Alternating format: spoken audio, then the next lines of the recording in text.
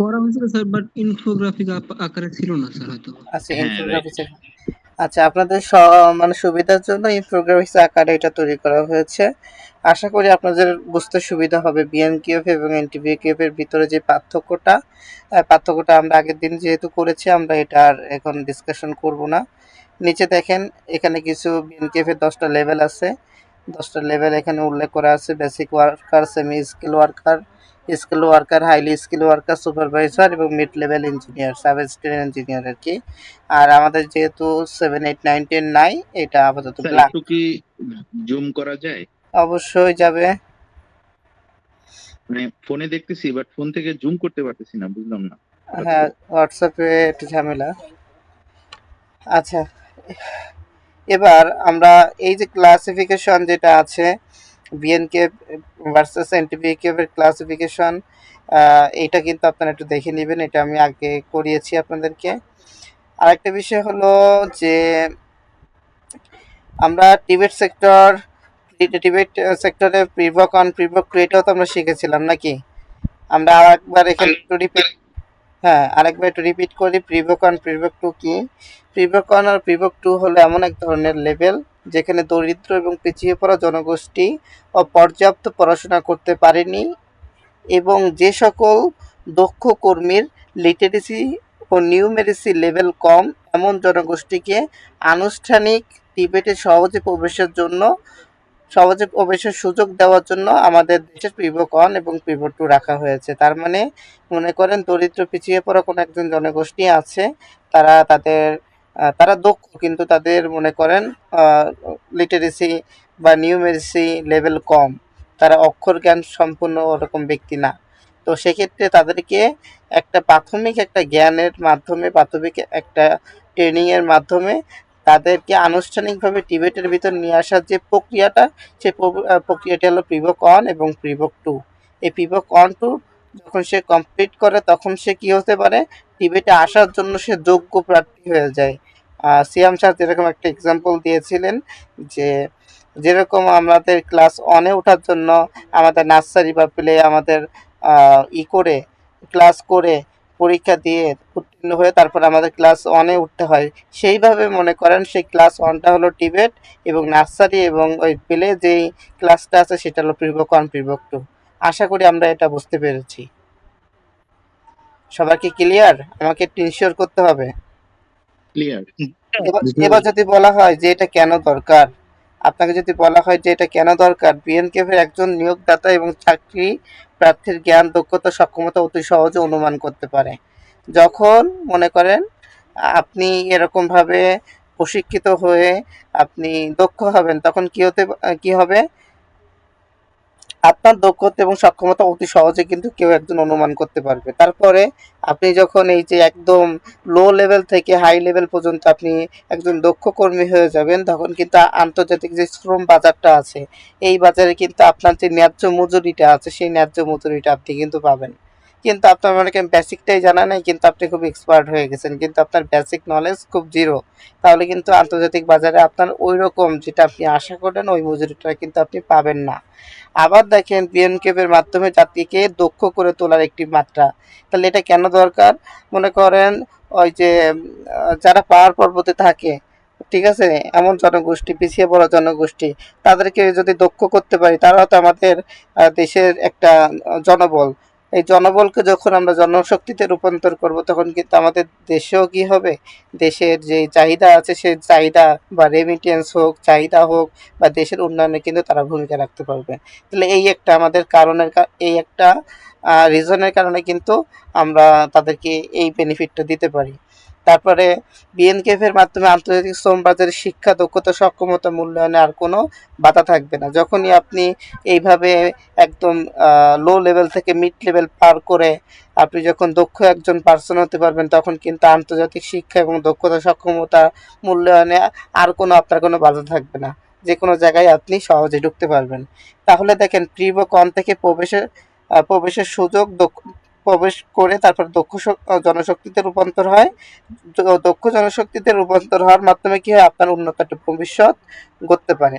প্রিভোকন শিখলাম, প্রিভোক 2-তে সিঁড়িতে উঠলাম মনে করেন, তারপরে এন্ট্রি করলাম কোথায়, আমার টিবেট সেক্টরে এন্ট্রি করলাম। তারপরে টিবেট সেক্টর থেকে যে কোনো একটা স্কিল আমি অর্জন করলাম। এই স্কিলটা অর্জন করার পরে কিন্তু গ্লোবাল যেই বিশ্বব্যাপী যেই আমাদের অপরচুনিটিগুলো আছে, সুযোগ সুবিধা আছে, এগুলো কিন্তু আমরা অ্যাচিভ করতে পারলাম।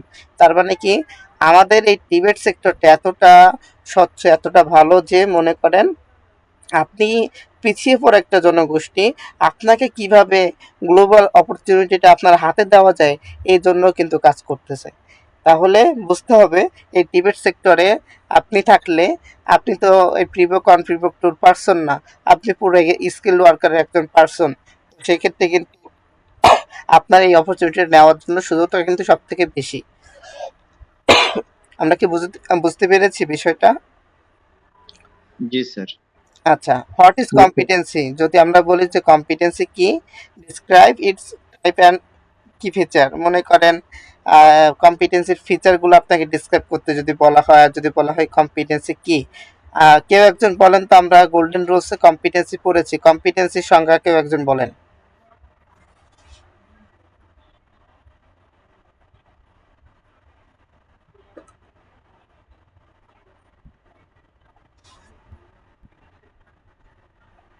কম্পিটেন্সি কাকে বলে?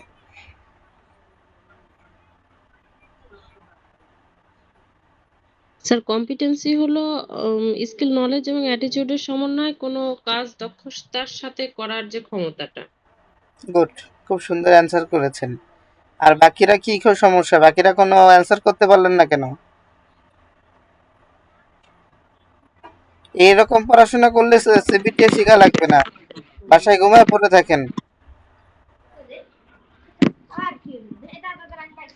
আচ্ছা, দেখি আমরা। Competency is combination of knowledge, skill and attitude that help a person perform a job effectively and successfully. তার মানে কি, কম্পিটেন্সি কি নলেজ, স্কিল এবং অ্যাটিটিউডের সমন্বয় গঠিত, যার মাধ্যমে, যার সাহায্যে একজন কর্মী কি করতে পারে, সঠিকভাবে একটা কাজ সম্পন্ন করতে পারে। এটাই হলো কম্পিটেন্সি। আচ্ছা, competency type of competency. Competency type হলো তিনটা, একটা হলো নলেজ, একটা হলো স্কিল এবং হলো অ্যাটিটিউড। নলেজ কম্পিটেন্সিস, তারপরে স্কিল কম্পিটেন্সিস, আর হলো অ্যাটিটিউড কম্পিটেন্সি। তাহলে knowledge practical theoretical understand of object. যখন আপনি মনে করেন কোনো থিওরিক্যাল কোনো একটা বিষয় আপনি লিখিতভাবে আপনি কাউকে দেন বা কারো কাছ থেকে লিখিতভাবে নেন, এটা কিন্তু থিওরিক্যাল একটা কম্পিটেন্সি। আপনাদের অ্যাসেসমেন্টের কথা যদি বলি, অ্যাসেসমেন্টে যখন আপনারা লিখিতভাবে কোনো অ্যাসেসমেন্ট দিয়েছেন, ওই লিখিত যে অ্যাসেসমেন্টটা দিয়েছেন এটা কিন্তু থিওরিক্যাল। এই থিওরিক্যালটা কিন্তু নলেজ কম্পিটেন্সির ভিতর চলে যাবে। যখন আপনারা প্র্যাকটিক্যাল কাজ করেছেন তখন এই প্র্যাকটিক্যাল কাজটা কিন্তু স্কিলের ভিতর চলে যাবে।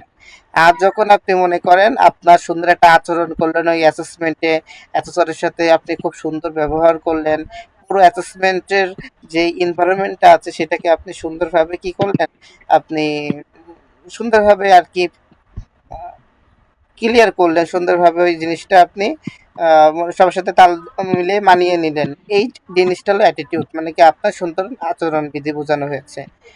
তাহলে এখানে যদি বলি আমাদের কম্পিটেন্সি টাইপ কয়টা, আমাদের কম্পিটেন্সি টাইপ হলো তিনটা। তিনটা কি কি, নলেজ, স্কিল এবং অ্যাটিটিউড।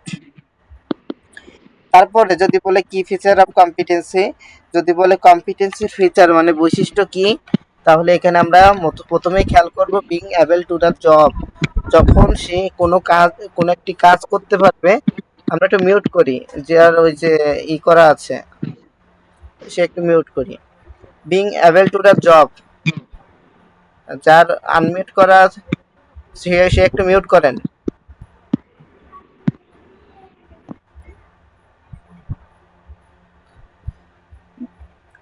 তাহলে ফিচার বলতে বুঝি আমরা বৈশিষ্ট্য। একটা কম্পিটেন্সির সক্ষমতার বৈশিষ্ট্য কি হতে পারে, being able to the job, তার মানে কোনো একটা কাজ করতে আপনার সক্ষম হওয়া বা কোনো একটি কাজ করতে পারা।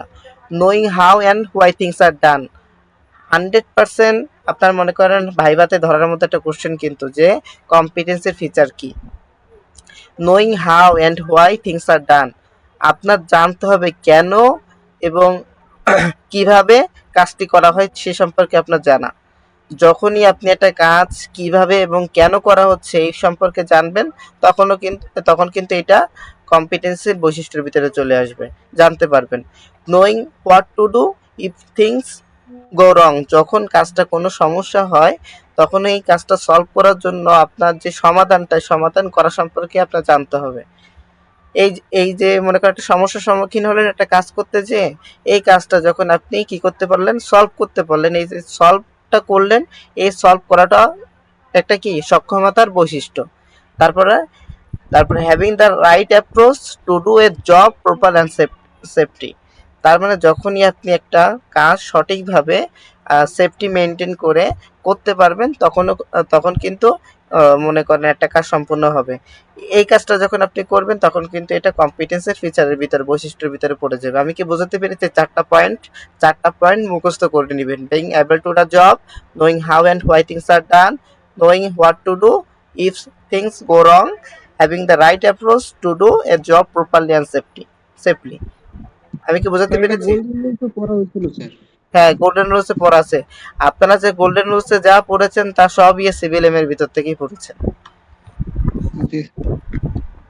মুখস্থ করতে হবে আর বুঝতে হবে, কনসেপ্ট ক্লিয়ার করতে হবে আসলে জিনিসটা কি। আর এই কনসেপ্ট ক্লিয়ার করার জন্যই কিন্তু আপনাদের ইনফোগ্রাফিক্স আকারে আপনাদের কিভাবে বোঝানোর চেষ্টা করতেছি। তারপরে আমি আশা করি এখানে কারো সমস্যা আছে, আমাকে একটু ইনশিওর করেন। না স্যার, সমস্যা নেই।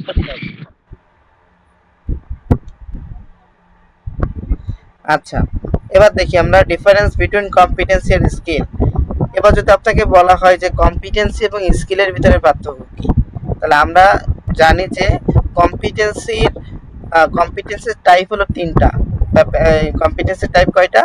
তিনটা। একটা নলেজ, স্কিল এবং অ্যাটিটিউড। তাহলে এখানে যদি আপনাকে বলা হয় difference between competency and skill, তাহলে কম্পিটেন্সি আর স্কিলের ভিতরে পার্থক্য কি হতে পারে? এখানে আমরা বলতে পারি skill is a part of competency. Skill is a part of competency, তার মানে কি স্কিল কি কম্পিটেন্সির একটা part. Competency consist of 3 parameter KSA. আমি কি বোঝাতে পেরেছি? যদি দুটোর ভিতরে ডিফারেন্ট আপনি খুঁজতে চান তাহলে প্রথমেই মাথায় রাখতে হবে স্কিল হলো কম্পিটেন্সির একটা উপাদান, একটা কম্পোনেন্ট, একটা উপাদান। তাহলে skill is a part of competency. Skill হলো একটা কম্পিটেন্সির পার্ট, আর কম্পিটেন্সি কনসিস্ট 3 প্যারামিটার। তাহলে কম্পিটেন্সি কনসিস্ট অফ 3 প্যারামিটার মানে কি তিনটা প্যারামিটার মিলে কেএসএ বলতে নলেজ, স্কিল এবং অ্যাটিটিউড। আমি কি বোঝাতে পেরেছি এটা? জি স্যার। আচ্ছা, তাহলে এটা ভালো করে মুখস্থ করে নেবেন, আশা করি কনসেপ্ট ক্লিয়ার হয়েছে। এবার কম্পিটেন্সি আর স্কিলের কিন্তু এখানে আমি আপনাকে দিয়ে দিয়েছি কম্বিনেশন অফ নলেজ, স্কিল এবং অ্যাটিটিউডে কম্পিটেন্সির একটা পার্থক্য দিয়েছি। স্কিলের পার্ট দিয়েছি কি ability to perform specific task with proficiency.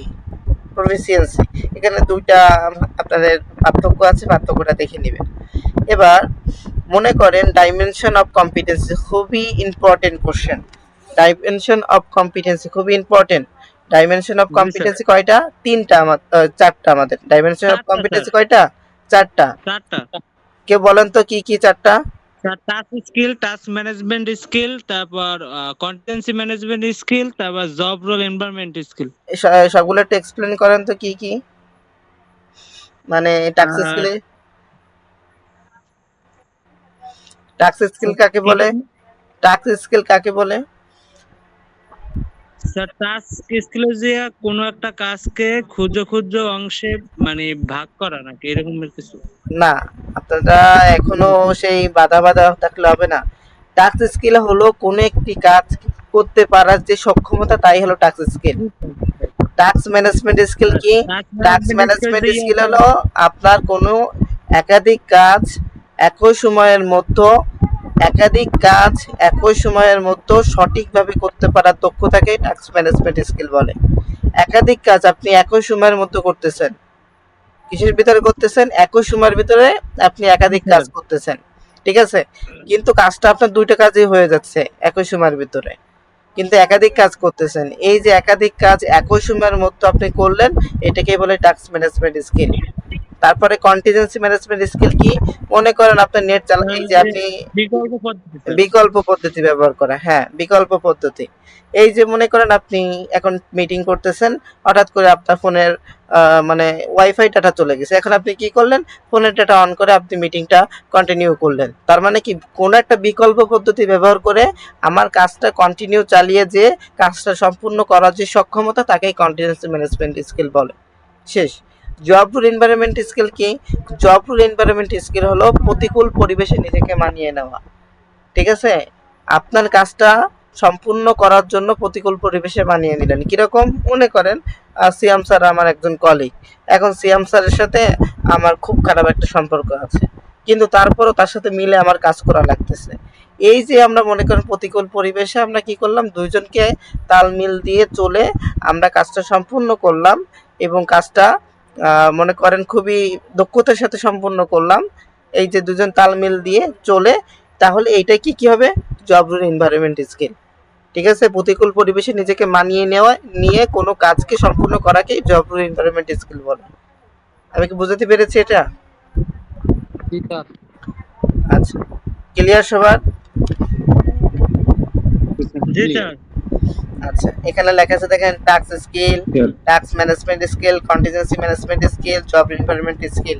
দেখেন, performing a specific workplace task, যে কোনো একটা নির্দিষ্ট কাজ আপনি কি করলেন, ওয়ার্কপ্লেসের কাজ করলেন, যেরকম মনে করেন আপনি প্রিন্ট করলেন, এই প্রিন্ট করার একটা task skill, task management skill. আপনি কি করলেন? ইন্টিগ্রেটিং এ প্ল্যানিং এ টাস্ক, ইন্টিগ্রেটিং করলেন আর এবং প্ল্যানিং করলেন একটা কাজের। ঠিক আছে, তাহলে দুটো কাজ কিন্তু একসাথে করলেন, এটা task management skill. Contingency management skill কি? Responding to problem and irregularities. তার মানে আপনার মনে করেন কোন একটা প্রবলেমের জন্য আপনি কি করলেন, তাৎক্ষণিক আপনি কোন একটা কি করে ওইটা শব্দটা ভুলে গেলাম, তাৎক্ষণিক কোন একটা আপনি বিকল্প পদ্ধতি আপনি ব্যবহার করে আপনি কাজটা সমাধান করলেন। তারপর জব রুল এনভায়রনমেন্ট স্কিল কি? মিটিং ওয়ার্কপ্লেস এক্সপেকটেশন, তারপরে মিটিং এ আপনি ওয়ার্কপ্লেস সবার সাথে সুন্দরভাবে আচরণবিধি মেনটেন করে সবার সাথে তালমিল দিয়ে আপনি একটা মিটিং কন্টিনিউ করলেন। এখানে ইনফোগ্রাফিক্স আকারে দেওয়া আছে। আবার দেখেন এখানে একটু এক্সাম্পল দিয়ে দিয়েছি, example of job task skill ইউজে ফটো, মনে করেন ফটোকপি আপনি করতেছেন, এই যে ফটোকপি করতেছেন, তাহলে কি আমি একটা ফটোকপি মেশিন দিয়ে আমি একটা প্রিন্ট করতেছি বা ফটোকপি করতেছি, তাহলে এটা task skill. Task management skill কি? Select the right paper and function. আপনি সিলেক্ট রাইট পেপারটা, রাইট মানে পেপারটা রাইট ভাবে আপনি সিলেক্ট করলেন এবং ফাংশনটা আপনি ভালো করে দিয়ে দিলেন, তাহলে কিন্তু দুটো কাজ আপনি করলেন, দুটো কাজ সীমার মতো একসাথে করলেন। তারপর দেখেন কন্টিনিউয়াস ম্যানেজমেন্ট স্কিল কি? মনে করেন আপনি প্রিন্ট করতে যে আপনার কি হলো, আপনি প্রিন্ট করতে যে আপনার পেপারটা জ্যাম হয়ে গেল, জ্যাম হয়ে যাওয়ার কারণে কি হলো, আপনি এই পেপার জ্যামটা আপনি ক্লিয়ার করলেন, পেপার জ্যামটা ক্লিয়ার করে আপনি আবার প্রিন্ট করা শুরু করলেন, তাহলে কিন্তু এটা কি হলো? Continuous management skill. আমি কি বোঝাতে পেরেছি এটা? জি স্যার। তারপর দেখেন জব টু এনভায়রনমেন্ট স্কিল কি? কোঅর্ডিনেট উইথ টিম মেম্বারের সাথে কোঅর্ডিনেট করে আপনি কিন্তু পরামর্শ করে তালমিল দিয়ে চলে, তারপরে মনে করেন পরামর্শ করে, তারপরে নিজেদের প্রবলেম শেয়ার প্রতিকূল করে। পরিবেশে স্যার সুসম্পর্ক বজায় রেখে কাজ করা। হ্যাঁ, এটা তো আপনাদের ওই জায়গায় সংজ্ঞাতে লেখা আছে, প্রতিকূল পরিবেশে নিজেদের কলিগের সাথে, পিয়ারের সাথে সুসম্পর্ক বজায় রেখে কোন একটি কাজ সম্পূর্ণ করাকে জব রোল এনভায়রনমেন্ট স্কিল বলে। এখানে লেখা আছে দেখেন, ওই জায়গায় আমরা পড়ে আসছি না যে কি ফিচার অফ কম্পিটেন্সির সাথে কিন্তু এখানে মিলেছে। দেখেন, being able to the job, কোন একটি কাজ করতে পারাকে টাস্ক স্কিল বলে।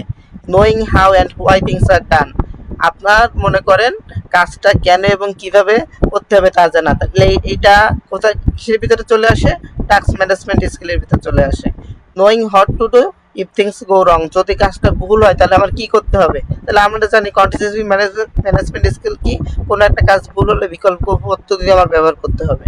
আবার দেখেন job rule environment skill, having the right approach to do the job proper, মনে করেন সেফটি অ্যান্ড রাইট এবং সেফটি, তো আপনি সেফটি মেনটেন করে সবার সাথে প্রপারভাবে সবার সাথে সম্পর্ক বজায় রেখে আপনি একটা কাজ সম্পূর্ণ করলেন, তাহলে এটা কিসের ভিতরে পড়বে? Job environment skill. ওই কি ফিচারকে টেনে নিয়ে আমি কিন্তু ডাইমেনশন অফ কম্পিটেন্সিটাও কিন্তু অ্যাড করে দিয়েছি। বুঝতে পেরেছেন এটা? জি স্যার। বাকিরা রেসপন্স করেন। জি স্যার বুঝছি। আচ্ছা, এবার দেখেন এখানে আপনাদের সুবিধার জন্য আমি এখানে লিখে দিয়েছি যে টাস্ক স্কিল মানে হলো কোনো নির্দিষ্ট কাজ ঠিকমতো করতে পারার দক্ষতা। টাস্ক ম্যানেজমেন্ট স্কিল কি, মানে নির্দিষ্ট সময়ের মধ্যে পরিকল্পনা করে কাজগুলো গুছিয়ে কোনটা আগে করতে হবে ঠিক করে সব কাজ শেষ করার দক্ষতা। তবে কাজের সময় কোনো সমস্যার সম্মুখীন হলে তাৎক্ষণিক সমাধান করে কাজটি সম্পূর্ণ করতে পারাকে কন্টিনিউয়াস ম্যানেজমেন্ট স্কিল বলে। কর্মস্থলে সকলের প্রয়োজন মিটিয়ে সুসম্পর্ক বজায় রেখে নিরাপত্তার সাথে কাজ করার দক্ষতাকে জব রিকোয়ারমেন্ট স্কিল বলে। আপনাদের সুবিধার জন্য এখানে সংখ্যাগুলো আমি লিখে দিয়েছি, আশা করি আপনাদের সমস্যা হবে না। এবার দেখি আমরা কম্পিটেন্সি স্ট্যান্ডার্ড। কম্পিটেন্সি স্ট্যান্ডার্ডের সংজ্ঞা বলেন। কম্পিটেন্সি স্ট্যান্ডার্ডের সংজ্ঞা বলেন। Sir CS. হ্যাঁ, সিএস এর সংজ্ঞা বলেন। স্যার সিএস হইতেছে কোন একটা শিল্প খাতের মানে নির্দিষ্ট কোন কাজের পরিপূর্ণ গাইডলাইন বা মানদণ্ড একটা। আচ্ছা, আরেকটু সুন্দরভাবে যাচ্ছে।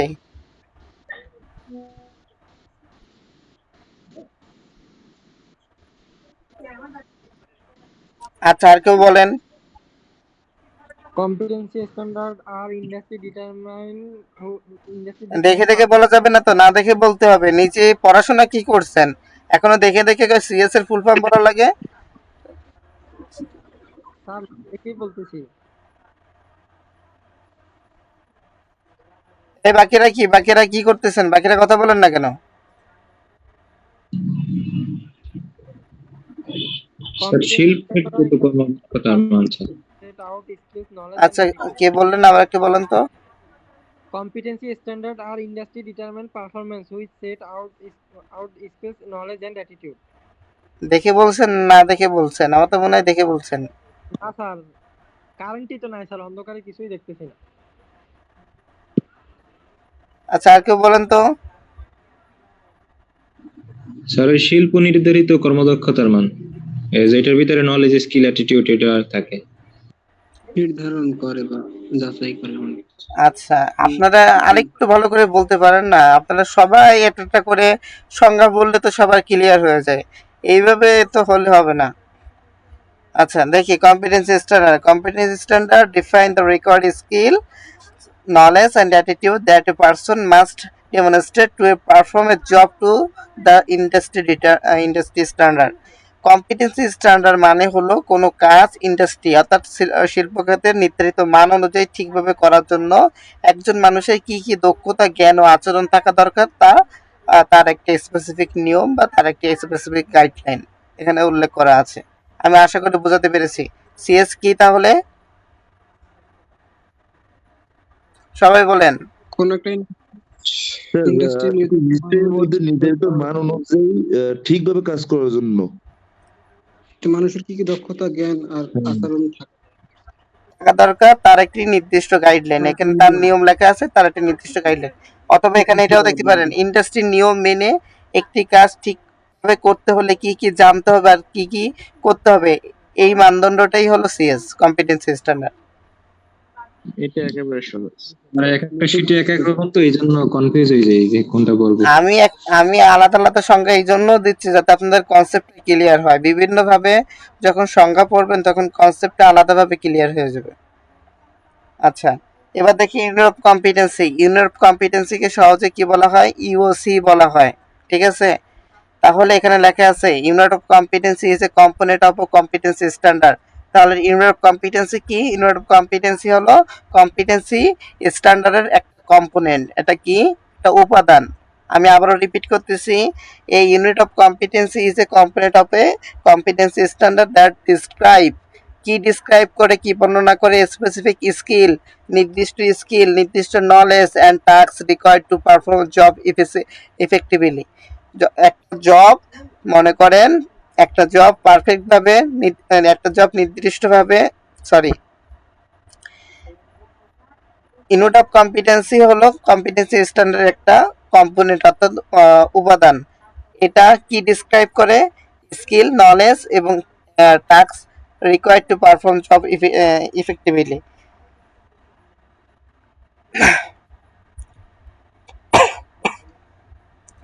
কোনো কাজ ঠিকভাবে করার জন্য প্রয়োজনীয় নির্দিষ্ট দক্ষতা, জ্ঞান এবং কাজের একটি অংশ। একটা বড় কাজকে ছোট ছোট ভাগ করলে প্রতি ভাগই হলো একটি ইউনিট অফ কম্পিটেন্সি। আমি আবারও রিপিট করতেছি, ইউনিট অফ কম্পিটেন্সি কি? ইউনিট অফ কম্পিটেন্সি হলো কম্পিটেন্সি স্ট্যান্ডার্ডের একটি কম্পোনেন্ট, মানে একটি উপাদান। কম্পিটেন্সি স্ট্যান্ডার্ডের ভিতরে একটা ইউনিট অফ কম্পিটেন্সি থাকে, ঠিক আছে? আমরা সবাই কম্পিটেন্সি স্ট্যান্ডার্ড দেখেছি না, সিএস দেখেছি না সবাই? জি স্যার। জি স্যার। আচ্ছা, ইউনিট অফ কম্পিটেন্সির কম্পোনেন্ট মনে করেন 99%। আমার অ্যাসেসমেন্ট এটা আসছিল যে ইউনিট অফ সিএস এর কম্পোনেন্ট কয়টা? সিএস এর কম্পোনেন্ট হলো 9টা। কয়টা? 9টা স্যার। সিএস এর কম্পোনেন্ট 9টা। 9টা। আমরা এটা কিন্তু গোল্ডেন রুলসের একদম প্রথম কোশ্চেনটা ছিল। সিএস এর কম্পোনেন্ট জি স্যার, 9টা, ঠিক আছে? ইউনিট অফ কম্পিটেন্সি যেটাকে বলে ইউনিট অফ কম্পিটেন্সি, ইউওসি। তাহলে কি কম্পোনেন্ট অফ এক্সপ্লেইন এখানে লেখা আছে। প্রথমটা হলো কি? Unit code, unit title, nominal hour, unit descriptor, element of competency, performance criteria, range of variable, evidence guide, accreditation document. আমরা কিন্তু প্রতিটার এক্সপ্লেনেশনটা কিন্তু আমরা আগে করেছি না? আশা করি এখানে কাউকে জি স্যার। এক্সপ্লেন করা লাগবে না। লাগবে এটা? জি স্যার। না স্যার। আচ্ছা, তাহলে আমরা এটা স্কিপ করলাম।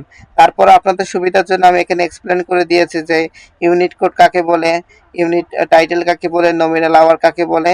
এখানে উল্লেখ করা আছে যে এখানে সবকিছু উল্লেখ করা আছে, আপনাদের এটা আগে পড়ানো হয়েছে। তো এটার নতুন করে বলার কিছু নেই, আপনারা এখানে ভালো করে এটা দেখে নেবেন। এভিডেন্স গাইড এখানে উল্লেখ করা আছে। তবে দেখেন, ভালো করে এটা খেয়াল করবেন। এই যে এভিডেন্স গাইড না, ভালো করে খেয়াল করেন। 8 নম্বরে এভিডেন্স গাইড আছে না আমাদের?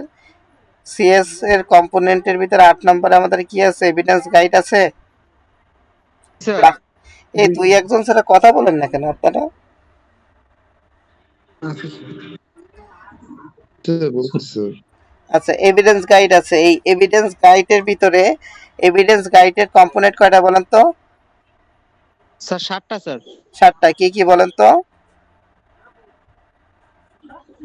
এভিডেন্স গাইডের component, underpinning knowledge, underpinning skill, এগুলো আছে। Underpinning attitude. আচ্ছা, আমি একবার এখানে বুঝিয়ে দিচ্ছি। ক্রিটিক্যাল অ্যাসপেক্ট অফ কম্পিটেন্সি, ঠিক আছে? একটা কম্পিটেন্সি, হ্যাঁ এটা তো পারবেন। আন্ডারপিনিং নলেজ, আপনার ন্যূনতম জ্ঞান থাকতে হবে। আন্ডারপিনিং স্কিল, ন্যূনতম আপনার দক্ষতা থাকতে হবে। রিকোয়ার্ড অ্যাটিটিউড, আপনার প্রয়োজনীয় আচরণবিধি থাকতে হবে। রিসোর্স ইমপ্লিকেশন, আপনার মনে করেন রিসোর্স গুলো থাকতে হবে। মেথড অফ অ্যাসেসমেন্টের মেথড গুলো আপনার ওই জায়গায় থাকতে হবে। মনে করেন রিটেনের মাধ্যমে অ্যাসেসমেন্ট নিব, তারপর ডেমনস্ট্রেশনের মাধ্যমে অ্যাসেসমেন্ট নিব, ওরালের মাধ্যমে অ্যাসেসমেন্ট নিব, কন্টেস্ট অফ অ্যাসেসমেন্টের বিষয়বস্তু। এই প্রতিটার এক্সপ্লেনেশনটা ভালো করে বুঝতে হবে। মেথড অফ অ্যাসেসমেন্ট কাকে বলে, কন্টেস্ট অফ অ্যাসেসমেন্ট কাকে বলে, এগুলো কিন্তু আগে সব বোঝানো হয়েছে। তারপরেও নিচে কিন্তু উল্লেখ করা আছে, মেবি এটা নাই, আপনারা এটা একটু দেখে নেবেন। তারপরে দেখেন এখানে লেখা আছে টাস্ক অ্যানালাইজ কি? একটা টাস্কের বিশ্লেষণ। তাহলে টাস্ক অ্যানালাইসিস হলো একটি প্রক্রিয়া যেখানে একটি জটিল কাজকে ছোট ছোট সহজ ধাপে ভাগ করা হয় যাতে কাজটি সফলভাবে সম্পন্ন করা যায় এবং লার্নার প্রয়োজনীয় দক্ষতা ও জ্ঞান অর্জন করতে পারে। স্যার আপনার কাছে এইটাই বাংলায় করা আছে এখান দিয়ে, কিন্তু আমাদের যেটা আছে ওইটাই বাংলা নাই স্যার। হ্যাঁ, ওটা দেওয়া নাই বাংলা। আমি এটা আপনাদের আবার প্রিন্ট করে দিতে বলেছি। এটা তো এখনো কাজ শেষ হয় নাই, আপনারা কাল ইনশাল্লাহ পেয়ে যাবেন এটা। তাহলে টাস্ক অ্যানালাইসিস হলো একটি প্রক্রিয়া যেখানে একটি জটিল কাজকে ছোট ছোট সহজ ধাপে ভাগ করা হয়। টাস্ক অ্যানালাইসিস কি? সবাই একটা আমাকে পড়ে শোনান। দ্য টাস্ক অ্যানালাইসিস হলো এমন একটি প্রক্রিয়া যেখানে একটি জটিল কাজকে ছোট ছোট সহজ ধাপে ভাগ করা হয়। আচ্ছা, সিয়াম স্যার বলেন। অ্যানালাইসিস হলো এমন একটি প্রক্রিয়া যেখানে একটি জটিল কাজকে ছোট ছোট সহজ ধাপে ভাগ করা হয় যাতে কাজটি সফলভাবে সম্পন্ন করা যায় এবং লার্নার প্রয়োজনীয় দক্ষতা ও জ্ঞান অর্জন করতে পারে। আচ্ছা, জিনিসটা বোঝেন যে টাস্ক অ্যানালাইজ মানে কি, একটা টাস্ক বিশ্লেষণ। আমরা আসলে বিশ্লেষণ কখন করি, আমরা বলি না এই জিনিসটাকে বিশ্লেষণ করতে হবে। তার মানে কি, ওটাকে ছোট ছোট খণ্ড করে আমরা ভাগ করি, ভাগ করার পরে আসলে কোনটা দরকার কোনটা দরকার না, কোনটা আসলে আমার জন্য প্রয়োজন কোনটা আমার জন্য প্রয়োজন না, আমরা আসলে একটা বিশ্লেষণে তো এটাই বের করি। সেটাই বলেছে যে টাস্ক অ্যানালাইজ আসলে জিনিসটা কি।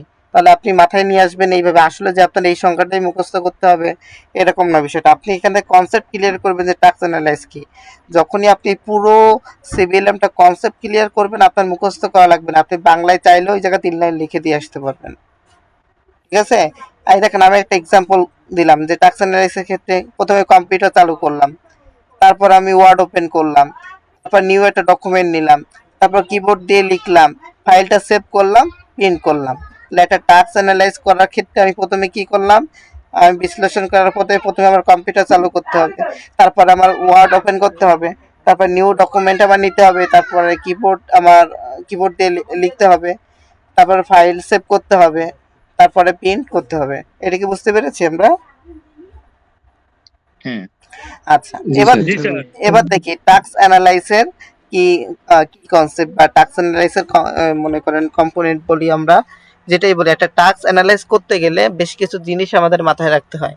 যখন আমরা কোনো কাজ বিশ্লেষণ করব বা টাস্ক অ্যানালাইজ তৈরি করব বা কোনো একটা টাস্ককে আমরা বিশ্লেষণ করব, তখন আমাদের কিছু কিছু বিষয় মাথায় রাখতে হয়। ঠিক আছে, এই কিছু কিছু বিষয়ের ভিতরে 6টা পয়েন্ট আছে। কয়টা পয়েন্ট আছে? 6টা পয়েন্ট। প্রথমত হলো, আপনি যখন কোনো টাস্ক বিশ্লেষণ করবেন তখন আপনি সেফটিটাকে ইনশিওর করবেন, যে সেফটি এবং টাস্ক বিশ্লেষণের ক্ষেত্রে আপনার কোয়ালিটি ইনশিওর করতে হবে, যে আমি যেটা বিশ্লেষণ করতেছি এটা কি কোয়ালিটিপূর্ণ আছে কিনা। তবে ডিটেল ভাবে আপনার সেটা কি করতে হবে, বিশ্লেষণ করতে হবে। ঠিক আছে, এখানে লেখা আছে আপনারা আসলে কি করবেন, সিম্পল ল্যাঙ্গুয়েজ ব্যবহার করতে হবে। আবার কি লেখা আছে, সিম্পল ল্যাঙ্গুয়েজ। তার মানে কি, এমন এমন শব্দ আপনি ব্যবহার করবেন না যে শব্দটা আসলে বুঝতে আসলে অনেক কষ্ট হয়। এমন শব্দ ব্যবহার করবেন যেটা মনে করেন আপনার জন্য এবং আপনার যার সাথে বিশ্লেষণ করবেন তার জন্য যেন এটা সহজ হয়। হিন্টস অ্যান্ড টিপস, মনে করেন এমন এমন ইঙ্গিতপূর্ণ কোনো কিছু দিবেন যার মাধ্যমে সহজে সে বুঝতে পারে। মনে করেন কোনো গ্রাফিক্যাল একটা ইন্টারফেস আপনি যে অ্যাড করলেন বা স্মার্ট আর্ট ব্যবহার করলেন, যার মাধ্যমে কিন্তু বড় একটা জিনিসকে আপনি সহজে ওই জায়গায় উপস্থাপন করতে পারলেন। আবার দেখেন এখানে লেখা আছে গ্রাফিক্যাল এইড। ওই যে গ্রাফিক্যাল এইড দিয়েও কিন্তু আপনি করতে পারেন। কোনো একটা ফটো দিলেন, কোনো একটা ডায়াগ্রাম দিয়েও কিন্তু আপনি এটা কি করতে পারেন, প্রেজেন্ট করতে পারেন। তার মানে আমি যখন কোনো টাস্ক অ্যানালাইজ করব বা টাস্ক বিশ্লেষণ করব, তখন আমি এই 6টা পয়েন্ট অবশ্যই মাথায় রাখবো। এটা হলো কি, safety, quality, detail, simple language, hints and tips, graphical aid. সবাই এই 6টা মুখস্থ করে আমাকে এখন দেন। 2 মিনিট পড়েন, 2 মিনিট পরে আমাকে এখন এই মুখস্থ করে দেবেন এই 6টা। জি স্যার।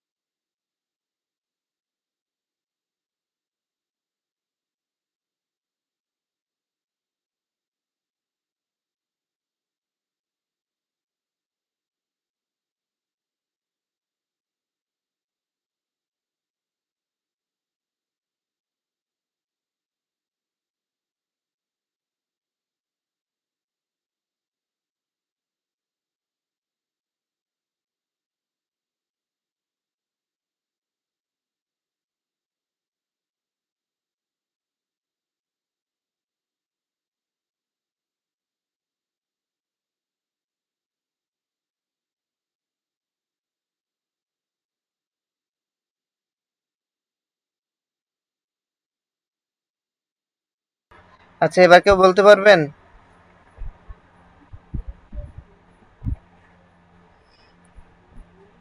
কথা বলেন, কেউ বলতে পারবেন? শুধু কিওয়ার্ড গুলো বলবো, যে হ্যাঁ, সেফটি, কোয়ালিটি, ডিটেল, সিম্পল। হ্যাঁ, শুধু কিওয়ার্ড গুলো বলেন। যখন আপনি কিওয়ার্ড বলতে পারবেন তখন আপনি ওটা এক্সপ্লেনেশনও লিখতে পারবেন। কিওয়ার্ড গুলো বলেন। টাস্ক অ্যানালাইসের যখন আপনি টাস্ক অ্যানালাইজ করবেন তখন আসলে কি কি ইনক্লুড করা দরকার, আপনাকে প্রশ্নটা এরকম আসবে, একটা টাস্ক অ্যানালাইসের ভিতরে কি কি ইনক্লুড থাকে।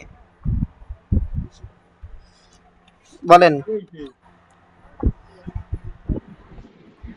So safety, quality, details, simple language, hints and tips, graphical aids.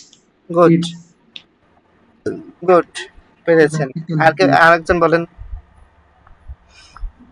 Safety, বলবো? কোয়ালিটি, ডিটেলস আর সেফটি কোয়ালিটি সিম্পল ল্যাঙ্গুয়েজ, লাস্টেরটা কি ছিল?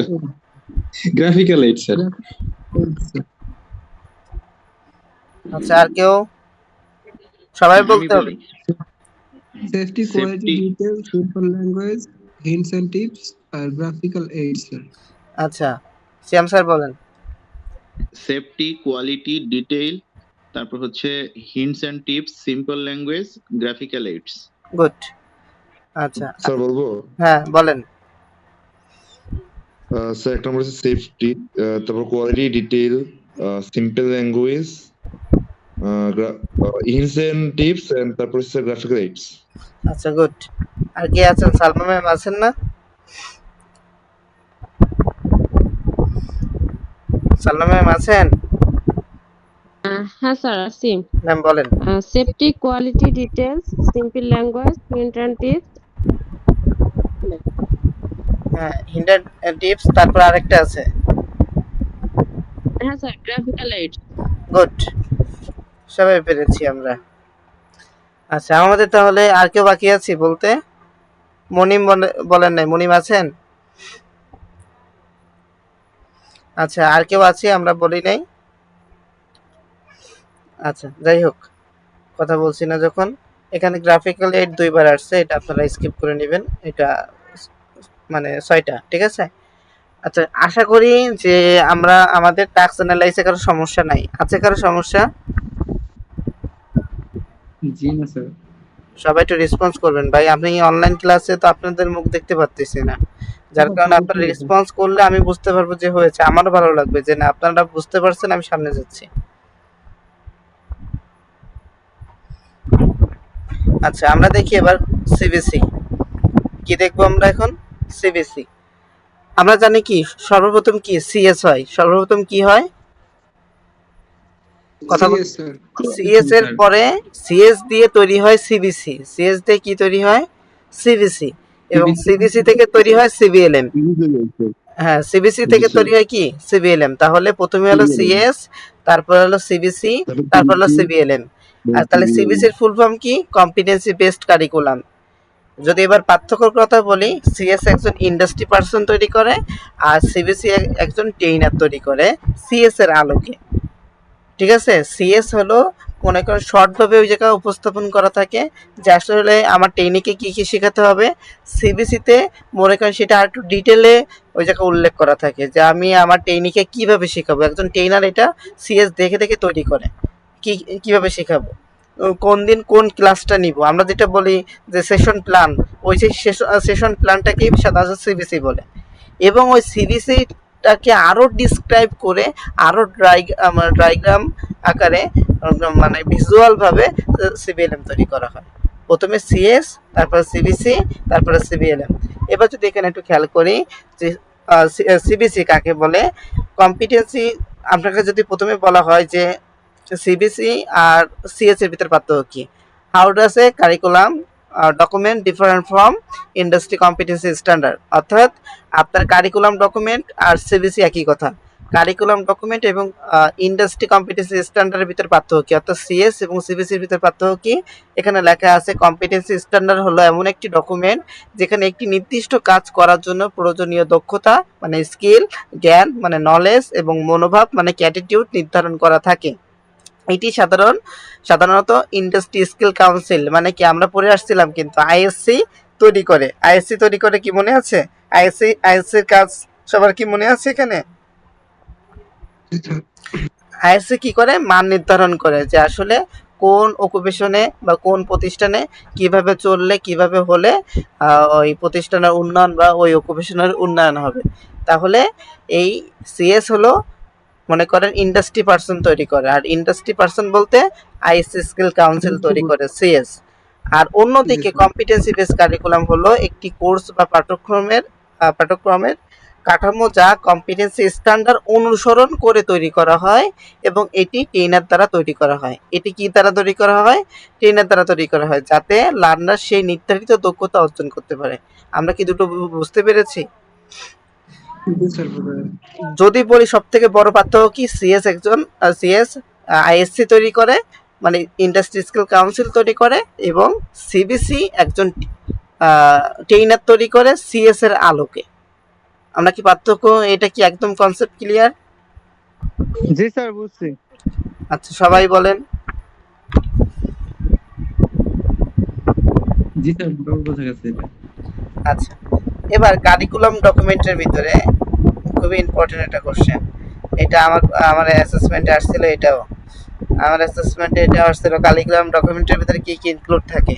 কারিকুলাম ডকুমেন্টের ভিতরে কি কি থাকে? একটা কারিকুলাম ডকুমেন্ট অর্থাৎ সিবিসি যখন একটা সিবিএসির ভিতরে কি কি থাকতে পারে?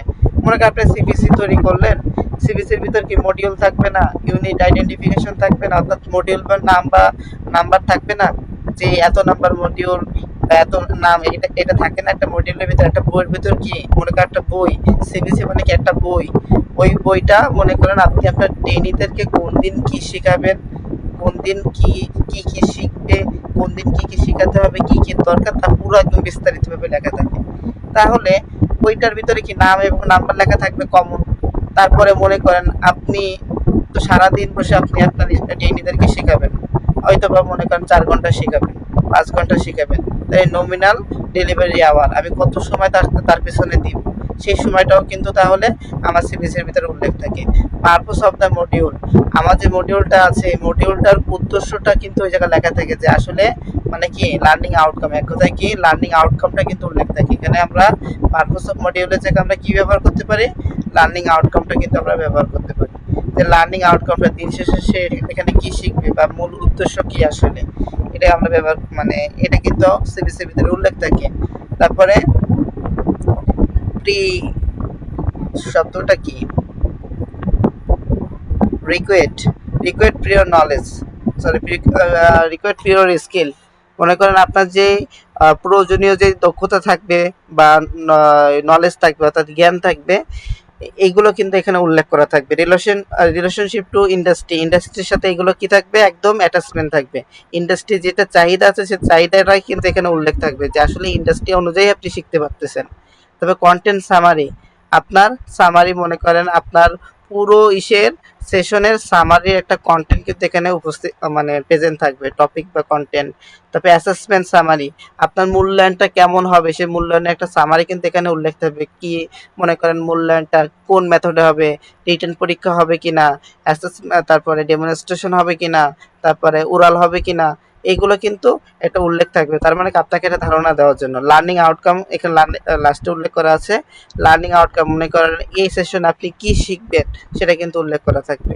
ডেলিভারি মেথড, আপনি কোন ডেলিভারিতে শিখাবেন, মনে করেন কাইনেস্থেটিক মেথডে শিখাবেন, মানে কি হাতে কলমে শিখাবেন, নাকি আপনি ভিজুয়ালভাবে শিখাবেন, নাকি আপনি প্র্যাকটিক্যালভাবে শিখাবেন, নাকি থিওরিক্যালভাবে শিখাবেন। তার মানে কি ডেলিভারি কিছু মেথড আছে, সেই মেথড অনুযায়ী আপনি কোন মেথডে তাকে শেখাতে চাচ্ছেন, সেটা কি আপনি প্র্যাকটিক্যালে নাকি থিওরিক্যাল, যেভাবে শেখাবেন সেটা কিন্তু ওই জায়গায় উল্লেখ থাকবে। আমি কি বোঝাতে পেরেছি আপনাদেরকে? এই কয়টা সবাই কি বুঝতে পেরেছেন যে সিবিসি স্যার, কি কি ইনক্লুড থাকে? জি স্যার।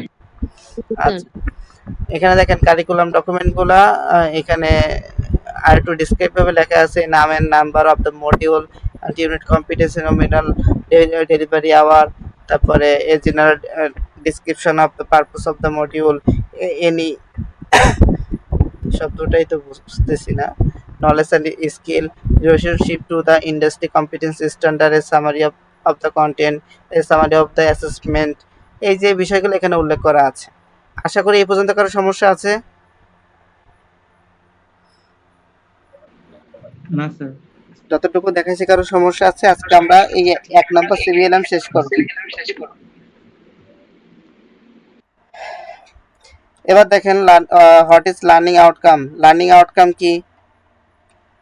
মোট কথা লার্নিং আউটকাম বলতে এই যে মনে করেন আমি আজকে আপনাদেরকে শেখানোর চেষ্টা করছি, এই সেশন শেষে একটা প্রশিক্ষণ শেষে একটা প্রশিক্ষণ শেষে প্রশিক্ষণার্থী যা শিখবে বলে আশা করা যায় তাই হলো লার্নিং আউটকাম।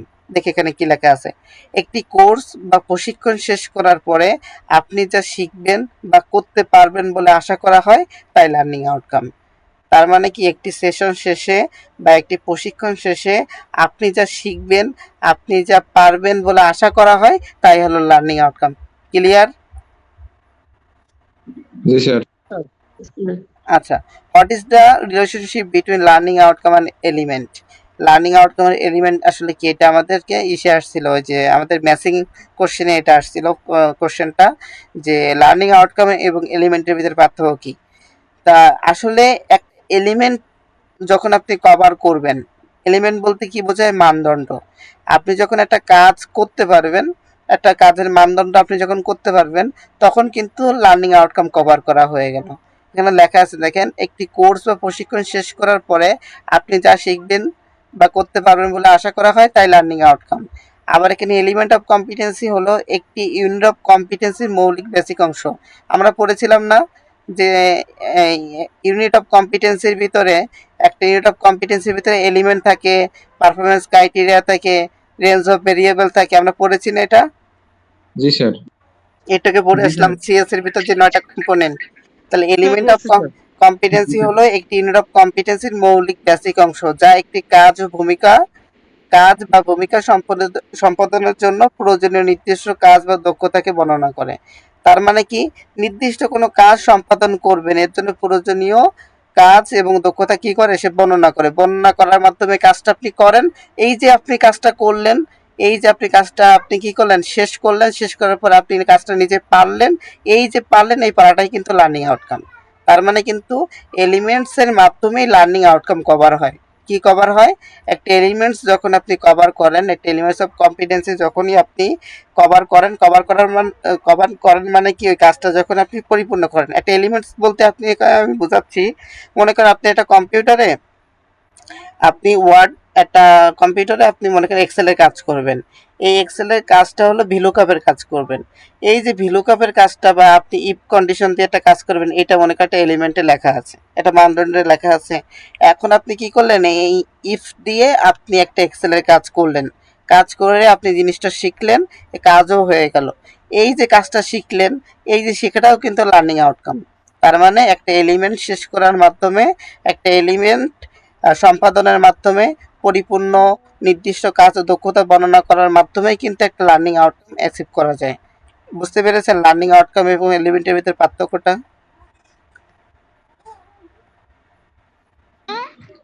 Clear sir. বাকিরা বাকিরা একটু কনফিউশন আছে। একটু স্যার ওই এলিমেন্টটা আবার একটু যদি বলতেন। জি স্যার, একটু ওটা আরেকটু হয়ে গেছে। হ্যাঁ, বুঝতে পেরেছি। এলিমেন্ট একটু বুঝতে কষ্ট হচ্ছে, এলিমেন্ট বুঝতে কষ্ট হচ্ছে। আচ্ছা, আমাকে কেউ একজন বলতো লার্নিং আউটকাম কাকে বলে? স্যার একটা স্যার কোর্স শেষে যা শিখবো এটাই লার্নিং আউটকাম। যা শিখে তাই লার্নিং আউটকাম। আচ্ছা, আমি আপনাকে বোঝাচ্ছি, সিএসটা বের করি।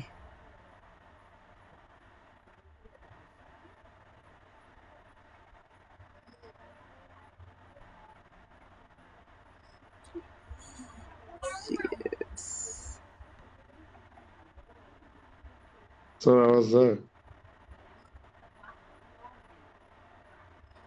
মনে করেন আমরা সিএসটা, আমার স্ক্রিন তো দেখতে পাচ্ছেন না তাই না? সিএস দেখা যাচ্ছে? এখন দেখা যাচ্ছে। This is আচ্ছা, আমরা মনে করেন একটা এলিমেন্টসে যাই, এইটা মনে করেন এটা ইউনিট অফ কম্পিটেন্সি, এখানে ডিসক্রিপ্টর, নর্মিনাল আবার আছে, এলিমেন্টস অফ কম্পিটেন্সি আছে। এই এলিমেন্টস অফ কম্পিটেন্সি, আমি এটা ওয়ার্ডে যাই, ওয়ার্ডে গেলে আপনাদের সহজে বুঝতে সুবিধা হবে।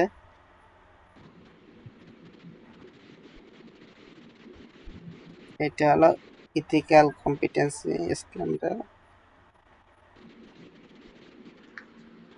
পার্সোনাল। আচ্ছা, আমি এটা দিয়ে বোঝাই। এলিমেন্টস অফ কম্পিটেন্সি, মনে করেন এই যে এলিমেন্টস অফ কম্পিটেন্সির ভিতরে কি আছে, পারফরমেন্স ক্রাইটেরিয়া আছে। কি আছে? পারফরমেন্স ক্রাইটেরিয়া আছে। পারফরমেন্স ক্রাইটেরিয়ার ভিতরে আপনার কি আছে, বোল্ড এন্ড আন্ডারলাইন। তার মানে কি এলিমেন্টস অফ কম্পিটেন্সি মানদণ্ডের ভিতরে পারফরমেন্স ক্রাইটেরিয়া, অর্থাৎ যেটা আমার পারফর্ম করতে হবে, কি পারফর্ম করতে হবে, কোনো একটা টার্ম বা কোনো একটা মনে করেন ওয়ার্ডকে আপনার কি করতে হবে, বোল্ড করা শিখতে হবে বা আন্ডারলাইন করা শিখতে হবে। এখন আপনি এই বোল্ড করলেন, এই এলিমেন্টটা আপনি কভার করলেন, এই এলিমেন্টগুলো আপনি কভার করলেন, মনে করেন বোল্ডটা আপনি করলেন, আন্ডারলাইন করাও শিখলেন। এটা শেখার মাধ্যমে কি হলো, আপনার এলিমেন্টসটা কভার হয়ে গেল না? জি স্যার। পারফরমেন্স ক্রাইটেরিয়া কভার হয়ে গেল, এলিমেন্টসটাও কিন্তু কভার হয়ে গেল। এই যে আপনি কভার করলেন, এই যে আপনি শিখলেন, তাহলে কি আপনার লার্নিং আউটকাম কি কভার হয়ে গেল? জি স্যার, কভার তো হয়েছে। কভার হয়ে গেছে। তার মানে কি, একটা এলিমেন্টস যখন কভার করা হয় তখন একটা লার্নিং আউটকাম কি হয়ে যায়, অটোমেটিক অ্যাচিভ হয়ে যায়। একটা এলিমেন্ট যখন আপনি শেখেন তখন কিন্তু অটোমেটিকভাবে লার্নিং আউটকাম শেখা হয়ে যায়। আবার দেখেন এলিমেন্টের ভিতর কি আছে, access computer system information and feature. এখানে ভিতরে আপনার লেখা আছে যে আপনার অস সম্পর্কে আপনার জানতে হবে, তারপর আর্গোনমিক রিকোয়ারমেন্ট সম্পর্কে জানতে হবে, কমন অ্যাপ্লিকেশন, অপারেটিং সিস্টেম সম্পর্কে আপনার জানতে হবে। যখন আপনি সম্পূর্ণ বিষয়গুলো আপনি জানলেন, জানার মাধ্যমে কি হলো, আপনার এলিমেন্টসটা কিন্তু কভার হয়ে গেল। কভার হয়ে গেল মানে কি, আপনি এলিমেন্ট সম্পর্কে সম্পূর্ণ বিষয়গুলো আপনি জানেন। এই জানেন যখন, কাজটা পারবেন তখনই তো আপনার লার্নিং আউটকামটা কভার হয়ে গেল। বিষয়টা এরকম না? জি স্যার। এবার কি বুঝতে জি, পারছেন? যার কনফিউশন ছিল সে কি বুঝতে পারছে? যার কন- সবগুলো এলিমেন্ট মিলে একটা লার্নিং আউটকাম হয় এরকম কিছু? না না না, সব লার্নিং আউটকাম এলিমেন্টসের উপরে বেস করে হয় না। আপনি এলিমেন্টসের যদি অর্ধেকও শিখতে পারেন, ওই সেশনে যদি একটা এলিমেন্টসের অর্ধেকও শেখানো হয়, সেই মানে মোট কথা একটা সেশনে আপনি যতটুকু শিখতে পারবেন বলে আশা করা হয় বা আশা করা ধরা যায়, সেটা হলো লার্নিং আউটকাম। সেটা আপনি অল্প শেখেন, পুরো লার্নিং মানে এলিমেন্ট শেখেন বা কম এলিমেন্ট শেখেন, অর্ধেক এলিমেন্ট শেখেন, সেটার উপরে বেস করে না। মানে মোট কথা, লার্নিং আউটকাম তখনই কভার করে যখন সেশন শেষে আপনি সম্পূর্ণভাবে ওই জিনিসটা শিখতে পারেন। একটা সেশনে তো কোনো লার্নিং আউটকাম হয়তো বা একদিনে শেখাতে পারে, কোনো এলিমেন্ট হয়তো বা একদিনে শেখাতে পারে, কোনো এলিমেন্ট মনে করেন 5 দিনেও শেখাতে পারে। বোঝেননি আমার কথাটা? জি স্যার, বুঝতে পারছি। ক্লিয়ার? ক্লিয়ার হয়েছে নাকি আবার বোঝাবো? জি স্যার, ওই কাজের প্রধান ধাপ বা সক্ষমতার উপাদান, এটাই হচ্ছে এলিমেন্টস অফ কম্পিটেন্সি। হ্যাঁ, এটাই। আর এখানে উল্লেখ করা আছে, একটু ঘাটাঘাটি করবেন, বুঝতে পারবেন। তাহলে এখানে লেখা আছে, খুবই ইম্পর্টেন্ট একটা কোশ্চেন, আমাকে ভাইভাতে কোশ্চেনটা করেছিল যে অ্যাসেসমেন্ট ক্রাইটেরিয়া এবং পারফরমেন্স ক্রাইটেরিয়ার ভিতরে পার্থক্য কি। দেখেন, what is the relationship between assessment criteria and performance criteria. Performance criteria এবং অ্যাসেসমেন্ট ক্রাইটেরিয়া হলো একই ধরনের মানদণ্ড। কি? অ্যাসেসমেন্ট ক্রাইটেরিয়া হলো, মনে করেন অ্যাসেসমেন্ট মানে কি, মূল্যায়ন ক্রাইটেরিয়া মানে কি মানদণ্ড। পারফরমেন্স মানে কি, আপনার কোনো একটা কাজ পারবেন, এই কাজটা পারার জন্য যে মানদণ্ডগুলো, সে মানদণ্ডকে আমি আপনাকে বললাম যে আপনি আপনার একটা নাম লিখে আপনি বোল্ড করেন, তাহলে এখানে মানদণ্ড কি হতে পারে, আপনার নাম লেখাটা, নামটা বোল্ড করাটা, তাহলে এটুকু মানদণ্ড। আমি কি বুঝতে পেরেছি? আর অ্যাসেসমেন্ট ক্রাইটেরিয়া হলো অ্যাসেসমেন্টের মানে কি মূল্যায়নের মানদণ্ড। এখন বলতেছে যে কাজটা পারফর্ম করার সময় এর যে মানদণ্ড এবং মূল্যায়নের মানদণ্ড হলো একই ধরনের মানদণ্ড, যা দিয়ে নির্ধারণ করা হয় একজন এসএসসি বলতে কি বোঝায়, একজন ব্যক্তি যখন অ্যাসেসমেন্টে বসে সে এসএসসি হয়ে যায়। আমরা যেটাকে বলি যে পরীক্ষার্থী, সেটাকে কি বলে, এসএসসি বলে। তাহলে একজন এসএসসি বা একজন ডিএনই একটি কাজ কতটা ভালোভাবে করতে পারছে, নির্ধারিত কম্পিটেন্সি বা লার্নিং আউটকাম অর্জন করছে কিনা।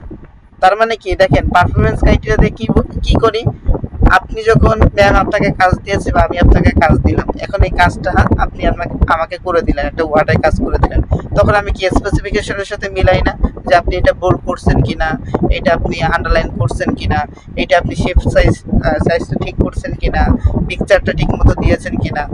এই যে মনে করেন আমি পুরো জিনিসটা দেখলাম, তার মানে কি পারফরমেন্স ক্রাইটেরিয়াগুলো দেখলাম, যেগুলো আপনার পারফর্ম করতে হবে একটা কাজ সম্পূর্ণ করার জন্য।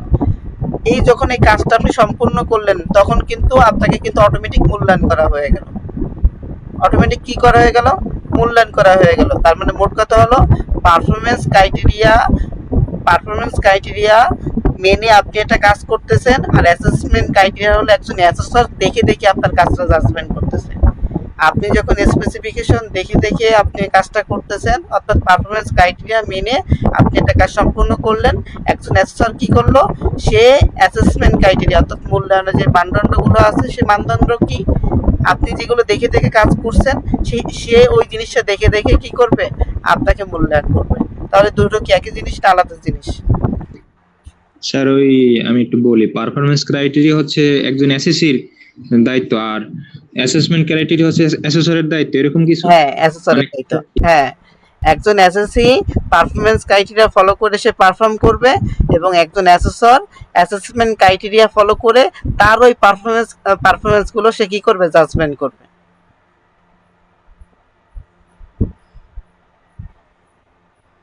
বুঝছেন? জি স্যার, আমি বুঝছি। আবারও রিপিট করতেছি, পারফরমেন্স ক্রাইটেরিয়া ফলো করে আপনি অ্যাসেসমেন্টের সময় পারফর্ম করেন না, পারফর্ম করেন। একজন অ্যাসেসর সে কি করে, সে অ্যাসেসমেন্টের মানদণ্ড উপরে বেস করেই কিন্তু আপনাকে জাজমেন্ট করে। সেই অ্যাসেসমেন্টের মানদণ্ড কোথায় পাবে, আপনি যেটা পারফর্ম করেছেন সেই জিনিসটা দেখে দেখেই কি করবে, একজন অ্যাসেসর আপনাকে জাজমেন্ট করবে। তাহলে পারফরমেন্স ক্রাইটেরিয়া এবং অ্যাসেসমেন্ট ক্রাইটেরিয়া কিন্তু একই জিনিস, মানে একই ধরনের মানদণ্ড, শুধু দুটো ভিন্ন নামে ব্যবহার করা হয়েছে। একটা ব্যবহার করে একজন অ্যাসেসর, আর একটা ব্যবহার করে একজন এসএসসি। এবার কি বুঝতে পারছেন? জি স্যার, জি বুঝছি। Clear? Siam sir clear? Clear sir. Siam sir clear? জি স্যার, ক্লিয়ার। আচ্ছা, এবার আমরা এখানে একটু দেখি quality assurance framework. Quality assurance framework কি? কোয়ালিটি ইনশিওর করা। কোয়ালিটি ইনশিওর করা মানে কি? মনে করেন আপনার একটা প্রতিষ্ঠান আছে, প্রতিষ্ঠানের মনে করেন মান নিয়ন্ত্রণ করা, ঠিক আছে? কোয়ালিটি অ্যাসুরেন্স এটা বলে QAF শর্ট ফর্ম, এটাকে বলে কোয়ালিটি অ্যাসুরেন্স ফ্রেমওয়ার্ক। এটার মূল কাজ কি?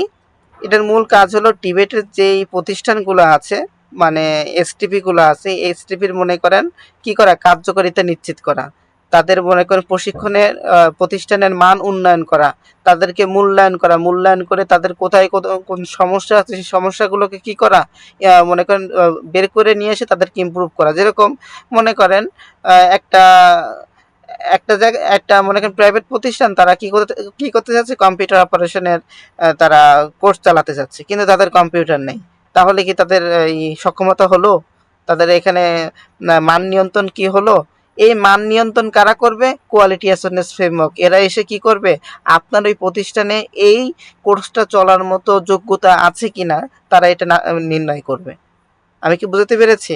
বা কোর্স চলতেছে, চলার মধ্যে অনেক সময় অডিট করতে আসে না, মূল্যায়ন করে এসে গুণগত মানে মান করে, নির্ণয় করে, তারপর নিয়মিত পর্যালোচনা করে, এগুলো করে না? উচ্চমানের শিক্ষা ও প্রশিক্ষণ বজায় রাখতে সহায়তা করে। তারপরে মনে করেন অনেক সময় আছে না যে প্রতিষ্ঠানের যারা প্রধান থাকে, মালিক থাকে, বা প্রতিষ্ঠানে যারা ট্রেনার থাকে, তাদেরকে বিভিন্ন প্রশিক্ষণে নিয়ে যায়, তাদেরকে কি করে, তাদেরকে দক্ষতা বৃদ্ধি করে তাদেরকে কিন্তু মানে এক কথায় প্রশিক্ষণের মান উন্নত করার জন্য যা যা করা লাগে তা কোয়ালিটি অ্যাসুরেন্স ফ্রেমওয়ার্ক তা করে। বুঝতে পেরেছেন কোয়ালিটি অ্যাসুরেন্স ফ্রেমওয়ার্কের কাজ কি? জি স্যার, এক কথায় কোয়ালিটি চেক। হ্যাঁ, এক কথায় কোয়ালিটি ইনশিওর করা। একটা প্রতিষ্ঠানের কোয়ালিটি ইনশিওর করতে যা যা প্রয়োজন, যা যা করা দরকার, তা কোয়ালিটি অ্যাসুরেন্স ফ্রেমওয়ার্ক তারা এই কাজটা করে থাকে। কিন্তু এই জন্য মনে করেন টিবেট প্রতিষ্ঠান ব্যতীত কিন্তু অন্য কোনো প্রতিষ্ঠান না, শুধু টিবেট প্রতিষ্ঠানগুলো কি তারা কি করে, এরকম মান উন্নয়নের কাজ করে। এবার কোয়ালিটি অ্যাসুরেন্স ফ্রেমওয়ার্কের অবজেক্টিভ আছে কিছু, মানে কি উদ্দেশ্য আছে। কি করা? ইনশিওর কমপ্লিয়েন্স, তারপরে গ্যারান্টি ফেয়ারনেস, তারপরে ইনহ্যান্স রিকগনাইজেশন, স্ট্যান্ডার্ডাইজ অ্যাসেসমেন্ট, তারপরে কন্টিনিউয়াস ইমপ্রুভ। আমি এখানে আপনাদের এখানে মনে করেন ডিসক্রাইব করে লিখে দিয়েছি। ইনশিওর কমপ্লিয়েন্সের এখানে লেখা আছে মানদণ্ড অনুসরণ নিশ্চিত করা। তার মানে কি, কোয়ালিটি অ্যাসুরেন্স সিস্টেম কি করে, যে আপনি আসলে ইন্ডাস্ট্রি মান যে মানদণ্ডটা আছে এটা কি আসলে অনুসরণ করতেছেন, নাকি আসলে আপনার নিজের ইচ্ছা মতো করে চালাচ্ছেন, এটা কিন্তু তারা কি করে, তাদের এই উদ্দেশ্যটা কিন্তু তাদের আছে। তারপরে ন্যায্যতা নিশ্চিত করা, আপনার প্রতিষ্ঠানে কি আসলে ন্যায্যভাবে আপনারা মনে করেন সার্ভিস প্রোভাইড করতেছেন নাকি অন্যায্যভাবে করতেছেন, এটা কিন্তু তারা ভালো করে দেখে। তারপর ইনহ্যান্স রিকগনাইজেশন, স্বীকৃতি বৃদ্ধি করা। আপনি মনে করেন আপনার প্রতিষ্ঠানে 5টা অ্যাক্রিডিটেশন নেওয়া আছে, অনুমোদন নেওয়া আছে, আরো 2টা দিল আপনাকে যদি আপনার সক্ষমতা থাকে।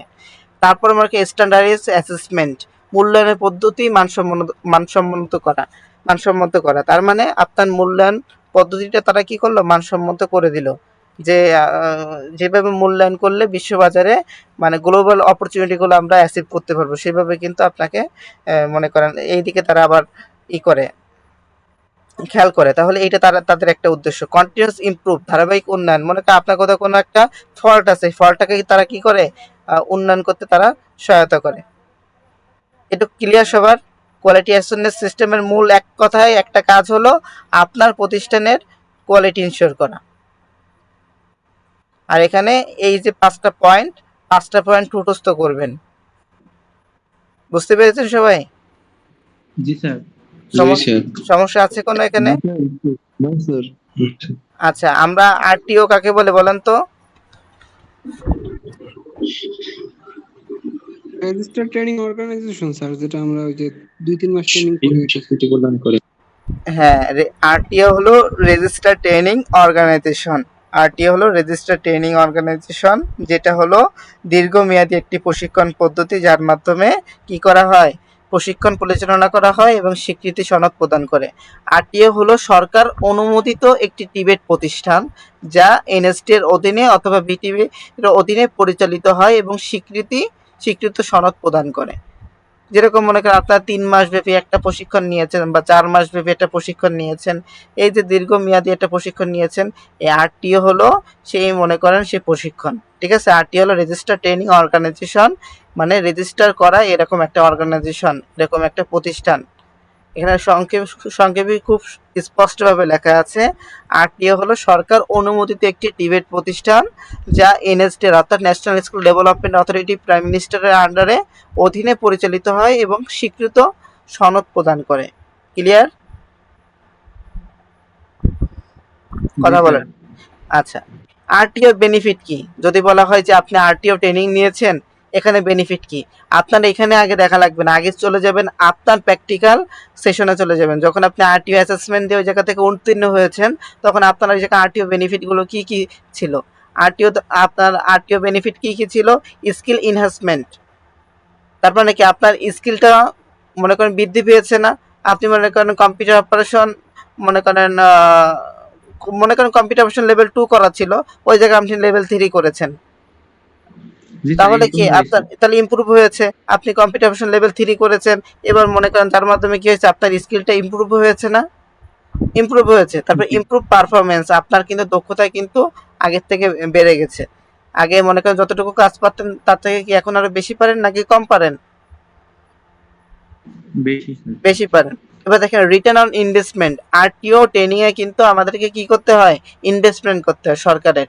যেরকম আপনারা মনে করেন প্রশিক্ষণ ভাতা পান 14,000 টাকা বা 16,000 টাকা, আপনারা যখন কম্পিউটার হন তখন আপনাদেরকে সরকার দেয়। এটা আবার যখন রিটার্ন কিভাবে হয়, যখন আপনি প্রশিক্ষণ শেষ করার পরে কর্মতে ঢোকেন বা বিদেশে যান, ওই জায়গা থেকে যখন রেমিটেন্স পাঠান বা আপনি যখন ওই জায়গা বাংলাদেশে বসে ট্যাক্স দেন নিজের ইনকামের, তখন কিন্তু রিটার্ন পাচ্ছেন, মানে সরকার কিন্তু রিটার্ন পেয়ে যাচ্ছে। তাহলে কি রিটার্ন অন ইনভেস্টমেন্ট। আরটিওর আরেকটা বেনিফিট কি, ইনভেস্টমেন্ট করা লাগতেছে, ইনভেস্ট করার পরে ওইটা আবার রিটার্ন আসতেছে উল্টাভাবে। তাহলে এই বেনিফিট তিনটা কি মনে রাখতে পারবো? Skill enhancement, improve performance, return on investment. Clear? জি স্যার। সমস্যা আছে কারো? স্যার আমাদের এখানে 3 নাম্বার অপশনটা তো দিছে হাই রই দেওয়া। হ্যাঁ, আমি একটু ওই জায়গা করেছি, এডিট করেছি একটু অন্যভাবে। আমরা দেখি এবার অ্যাপ্রেন্টিসশিপ ট্রেনিং হলো খুব ইম্পর্টেন্ট একটা ট্রেনিং। অ্যাপ্রেন্টিসশিপ ট্রেনিং মনে করেন আপনাদের এখানে কি কেউ আছেন কোনো দোকানে কাজ করেন, মাঝে মাঝে টাকাও দেয়,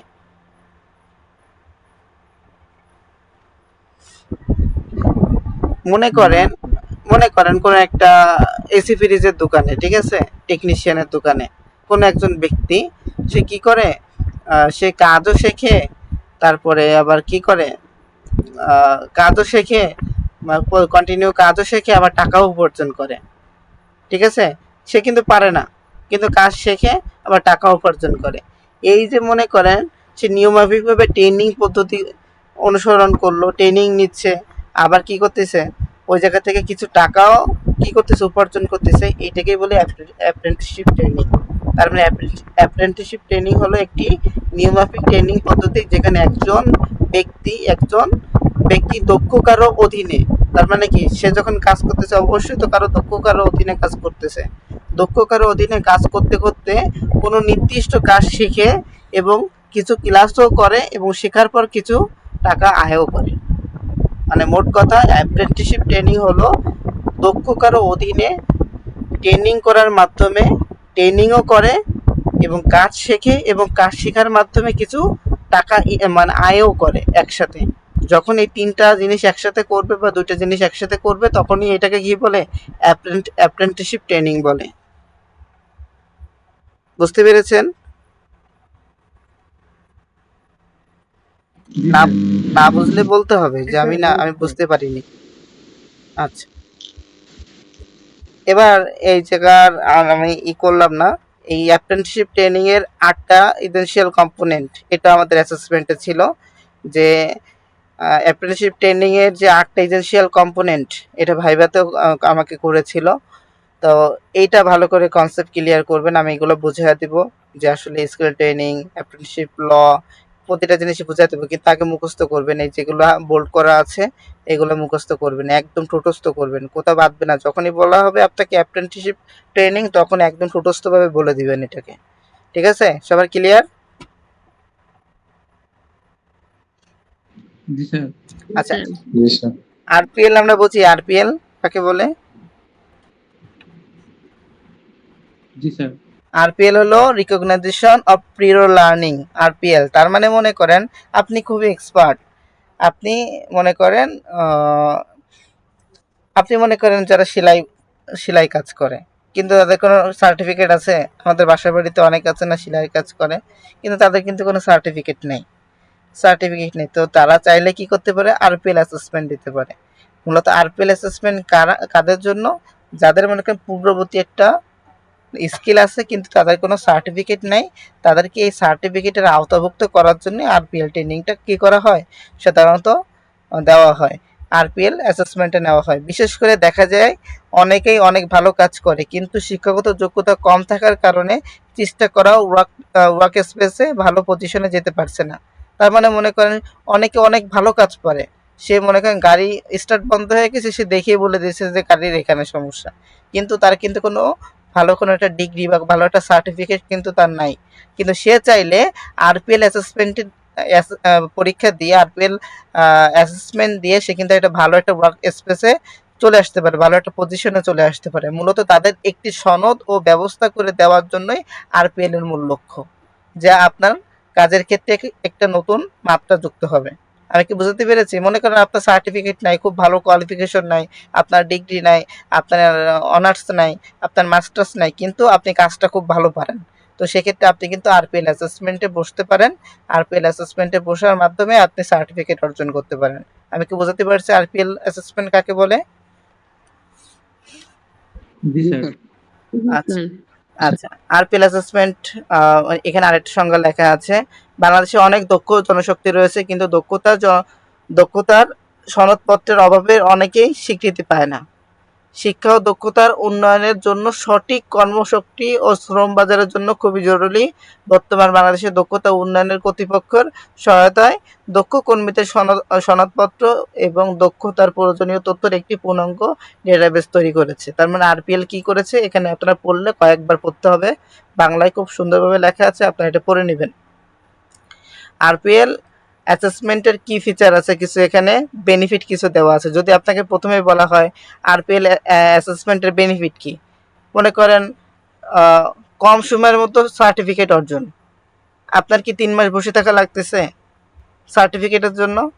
আপনি যাবেন, অ্যাসেসমেন্ট দিবেন, কম্পিটেন্ট হবেন, সার্টিফিকেট অর্জন করবেন, তাহলে কি অল্প সময়ের মধ্যে সার্টিফিকেট অর্জন।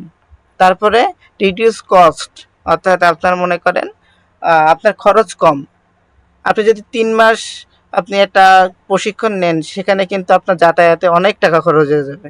সেক্ষেত্রে আপনি 3 দিনের একটা আরপিএল অ্যাসেসমেন্ট দিয়ে, 2 দিন ট্রেনিং, 3 দিনের অ্যাসেসমেন্ট দিয়ে আপনি কিন্তু একটা সার্টিফিকেট অর্জন করতে পারতেছেন। তারপরে বেশি আপনার ক্যারিয়ার ইমপ্রুভমেন্ট করতে পারতেছেন, নিজের ক্যারিয়ারে কিন্তু আপনি ইমপ্রুভমেন্ট করতে পারতেছেন। তাহলে আরপিএল এর বেনিফিটগুলো কি বুঝতে পারছেন? জি স্যার। কথা বলেন না কেন, বাকিরা কথা বলেন না কেন? জি স্যার, বুঝতে পারছি। নেট খারাপ, কথা বলতেছি, বুঝতে স্যার। আচ্ছা, তারপর দেখেন কি ফিচার অফ আরপিএল। আরপিএল এর কিছু বৈশিষ্ট্য আছে, ঠিক আছে? এটা পড়ে নেবেন। আমি যদি এখন বাংলা করি নাই, বাংলা করে আপনাদের এই ফাইলটা আমি আজকে রাতে ইনশাল্লাহ দিয়ে দেওয়ার চেষ্টা করব। তারপর দেখেন আরপিএল এভিডেন্স। আরপিএল এর কিছু এভিডেন্স আছে, মানে প্রমাণ, যেটা একজন অ্যাসেসর ব্যবহার করে। আরপিএল এভিডেন্স কি কে ব্যবহার করে? একজন অ্যাসেসর ব্যবহার করে অ্যাসেসমেন্টের সময়। মনে করেন আপনি আরপিএল অ্যাসেসমেন্ট দিতে গেছেন, দিতে যাওয়ার পরে আপনি কিন্তু খুব রেজাল্টটা খুব খারাপ করছেন। খারাপ করার পরে একজন অ্যাসেসর চাইলে আপনার এই আরপিএল এভিডেন্সগুলোর উপরে বেস করেও কিন্তু আপনাকে কম্পিটেন্ট দিতে পারে বা জাজমেন্ট করতে পারে। কীরকম? মনে করেন আপনি আপওয়ার্কে খুব সুন্দর কাজ করেন বা ফাইবারে খুব সুন্দর কাজ করেন, আপনি খুব সুন্দর ফ্রিল্যান্সিং করেন, কিন্তু আপনি যখন অ্যাসেসমেন্ট দিয়েছেন তখন আপনি কাজটা পারেন নাই। হয়তো বা আপনি খুব নার্ভাস হয়ে গেছেন, খুব সিক হয়ে গেছেন, যার কারণে কিন্তু আপনি পারেন নাই। তো সেক্ষেত্রে একজন অ্যাসেসর চাইলে আপনার পোর্টফোলিওর উপরে বেস করেও কিন্তু কী করতে পারে? আপনাকে ভালো করে জাজমেন্ট করে আপনাকে কম্পিটেন্ট দিতে পারে। পোর্টফোলিওটা কি? মনে করেন আপনাকে ইন্টারভিউ প্রফেশনালভাবে আপনার মানে কথাবার্তার যে কনভারসেশনটা আছে, এটা কিন্তু সে সেটার উপরে বেস করেও কিন্তু কী করতে পারে? জাজমেন্ট করতে পারে। তারপরে আপনার ওয়ার্ক প্লেস অবজারভেশন এবং মনে করেন কোশ্চেন করেও কিন্তু আপনার কি করতে পারে? আপনাকে মনে করেন জাজমেন্ট করে কম্পিটিশন দিতে পারে। তারপরে মনে করেন আপনি যে ফাইবারে বা আপওয়ার্কে বা যেখানে যা কাজ করছেন, বা যে কোনো একটা ডকুমেন্ট যদি আপনার কাছে থাকে যে আসলে আমি আগে কাজ পারি, কিন্তু আমি এখন নার্ভাসের কারণে আমি দেখাতে পারতেছি না, তো সেরকম কোনো বই থাকলে অথবা সেই কাজের কোনো নমুনা থাকলেও কিন্তু একজন অ্যাসেসর, একজন মূল্যায়নকারী আপনার এইগুলো দেখেও কিন্তু কী করতে পারে? আপনাকে জাজমেন্ট করতে পারে। সাপ্লিমেন্টারি টেস্ট, সাপ্লিমেন্টারি বলতে বোঝাচ্ছে মনে করেন প্রয়োজনীয়, ঠিক আছে? প্রয়োজনীয় যদি সে মনে করে আপনাকে ওরাল বা রিটেন বা প্র্যাকটিক্যাল আবার নিয়ে কিন্তু কী করতে পারে? আপনাকে জাজমেন্ট করতে পারে। তারপর মনে করেন এমপ্লয়ার সুপারভাইজার অথেন্টিকেশন। আচ্ছা, মনে করেন এমপ্লয় অথবা সুপারভাইজার যে থাকবে, অর্থাৎ আপনার যে মনে করেন এমপ্লয়ার, আপনার যে কর্মকর্তা এবং যে সুপারভাইজার থাকবে, তার মনে করেন কি বলে এটাকে, তার রিফারেন্সের মাধ্যমেও কিন্তু কি হতে পারে? আপনার আপনাকে জাজমেন্ট করে কম্পিটেন্ট দিতে পারে। যে আপনার কর্মকর্তা আপনার কর্মকর্তা অ্যাসেসমেন্টে যে বললো যে আসলে সে আমার একজন খুব ভালো এমপ্লয়, সে আসলে এই কাজগুলো খুব পারে, তাকে আমি রেফারেন্স করলাম। তো সেক্ষেত্রে কিন্তু একটা আরপিএল অ্যাসেসমেন্টে আপনারা কিন্তু কি করতে পারে? এই কথার উপরে জাজ করে, এই প্রমাণের উপরে জাজ করে কিন্তু আপনাকে কম্পিটেন্ট দিতে পারে। এই জন্য আমরা অনেক সময় বলি যে ওকে এই কথা শুনে কম্পিটেন্ট দিয়েছে, ওকে এই জিনিসটা দেখে কম্পিটেন্ট দিয়েছে, কিন্তু আমাকে কম্পিটেন্ট দিন। এই কথাগুলো আমরা বলি না? বলি কি না? জি স্যার, বলি। কিন্তু বলার আগে আগে দেখতে হবে যে সেটা আরপিএল অ্যাসেসমেন্ট ছিল নাকি ওটা আরটিও অ্যাসেসমেন্ট ছিল, ওই যে এমনি নর্মাল অ্যাসেসমেন্ট ছিল, ঠিক আছে? আরপিএল অ্যাসেসমেন্ট হলে তার পোর্টফোলিওর উপরে বেস করে তাকে কম্পিটেন্ট দেওয়া যায়। মাথায় বুঝতে পেরেছেন? ক্লিয়ার এটা? জি স্যার। আমাদের আর 2 পেজ আছে, 2 পেজটা কমপ্লিট করলে আশা করি আমাদের হয়ে যাবে। দেখি এবার বলেছে এখানে কি work place issue in Tibet, ঠিক আছে? মানে মোট কথা টিবেটে আপনার যেই মনে করেন সঠিকভাবে পরিচালনা করতে পারে, যার মনে করেন আপনি সঠিকভাবে এটা আপনি সঠিকভাবে টিবেট সেক্টরে সঠিকভাবে থাকতে পারবেন কিভাবে, বা সঠিকভাবে পরিচালনা করতে পারবেন কিভাবে? টিবেটে অ্যাজ এ আপনি একজন ট্রেনার, আপনি কিভাবে টিবেটে মনে করেন সঠিকভাবে থাকতে পারবেন, ঠিক আছে? এখানে লেখা আছে collaborative work plan with colleagues. কলিগের সাথে আপনি কি করলেন? সুন্দরভাবে পরামর্শ করে আপনি একটা পরিকল্পনা করলেন, আপনার যারা কলিগ থাকবে তাদের সাথে সবসময় পরামর্শ করে থাকলেন। ইনফরমেশন অ্যান্ড আইডিয়া শেয়ারিং, আপনার যে ইনফরমেশনগুলো আছে, আপনার যে আইডিয়াগুলো আছে, এগুলো একজন আরেকজনের সাথে শেয়ার করেও কিন্তু আপনি অ্যাজ এ ট্রেনার হিসেবে আপনার জায়গাটাকে খুব সুন্দরভাবে রাখতে পারেন। Feedback from client and colleagues, আপনার কলিগসকে বা আপনার ক্লায়েন্টকে কিন্তু ফিডব্যাকের মাধ্যমে কি করতে পারেন, আপনি টিবেটে ভালো একজন ট্রেনার হিসেবেও থাকতে পারেন। ভালো একজন ট্রেনার হিসেবে আপনার এখানে এইটাই একটা ভূমিকা। মানে এক কথায় যদি বলা হয় যে অ্যাজ এ আপনি ট্রেনার আপনার ভূমিকাগুলো কি কি, বা আপনি ওয়ার্ক প্লেসে আপনার ভূমিকাগুলো কি কি, বা এই কি কি ইস্যুগুলো আপনি মেনটেন করে চলবেন। তাহলে আপনি কি করবেন, আপনার ক্লায়েন্ট বা কলিগরা যে ফিডব্যাকগুলো দেবে এগুলো আপনি সেই অনুযায়ী ইমপ্রুভ করবেন। ক্লায়েন্ট নিড অ্যান্ড এক্সপেকটেশন, ক্লায়েন্টের যে প্রয়োজন এবং এক্সপেকটেশনটা আছে এটা আপনি পূরণ করার মাধ্যমে কি করতে পারবেন, আপনার ওয়ার্ক প্লেসে কিন্তু আপনি একজন ভালো কর্মী হতে পারবেন। যখনই আপনার ক্লায়েন্টের প্রয়োজন এবং সে যেটা আশা করে এটা আপনি পূরণ করতে পারবেন, তখনই কিন্তু আপনি আপনার কর্মক্ষেত্রে আপনি একজন ভালো কর্মী হতে পারবেন। আমি কি 4টা পয়েন্ট বুঝাতে পেরেছি? জি। আচ্ছা, যদি আপনাকে বলা হয় যে আপনি অ্যাজ এ ট্রেনার অথবা অ্যাজ এ ওয়ার্কার হিসেবে আপনার দায়িত্বগুলো কি কি হতে পারে, বা আপনি কিভাবে আপনার ওয়ার্ক প্লেসে নিচে করবেন, তো সেক্ষেত্রে কি এটা বলতে পারবেন? এই 4টা পয়েন্ট বলতে পারবেন? বাংলায় লিখলেও হবে। নিজের কলিগের সাথে আমি কোলাবোরেটিভ ভাবে আমি প্ল্যান করলাম, ইনফরমেশন আইডিয়া শেয়ার করলাম, ফিডব্যাক দিলাম। কাকে ফিডব্যাক দিলাম? ক্লায়েন্ট বা কলিগকে ফিডব্যাক দেওয়ার মাধ্যমে, ফিডব্যাক দেওয়া বা নেওয়ার মাধ্যমে ক্লায়েন্ট, আমার যে ক্লায়েন্ট থাকবে তার নিড এবং স্যাটিসফ্যাকশন বা এক্সপেকটেশন আমি পূরণ করার মাধ্যমে কি করতে পারি, আমি একজন ভালো কর্মী হতে পারি। আমি কি বুঝাতে পেরেছি 4টা পয়েন্ট? জি।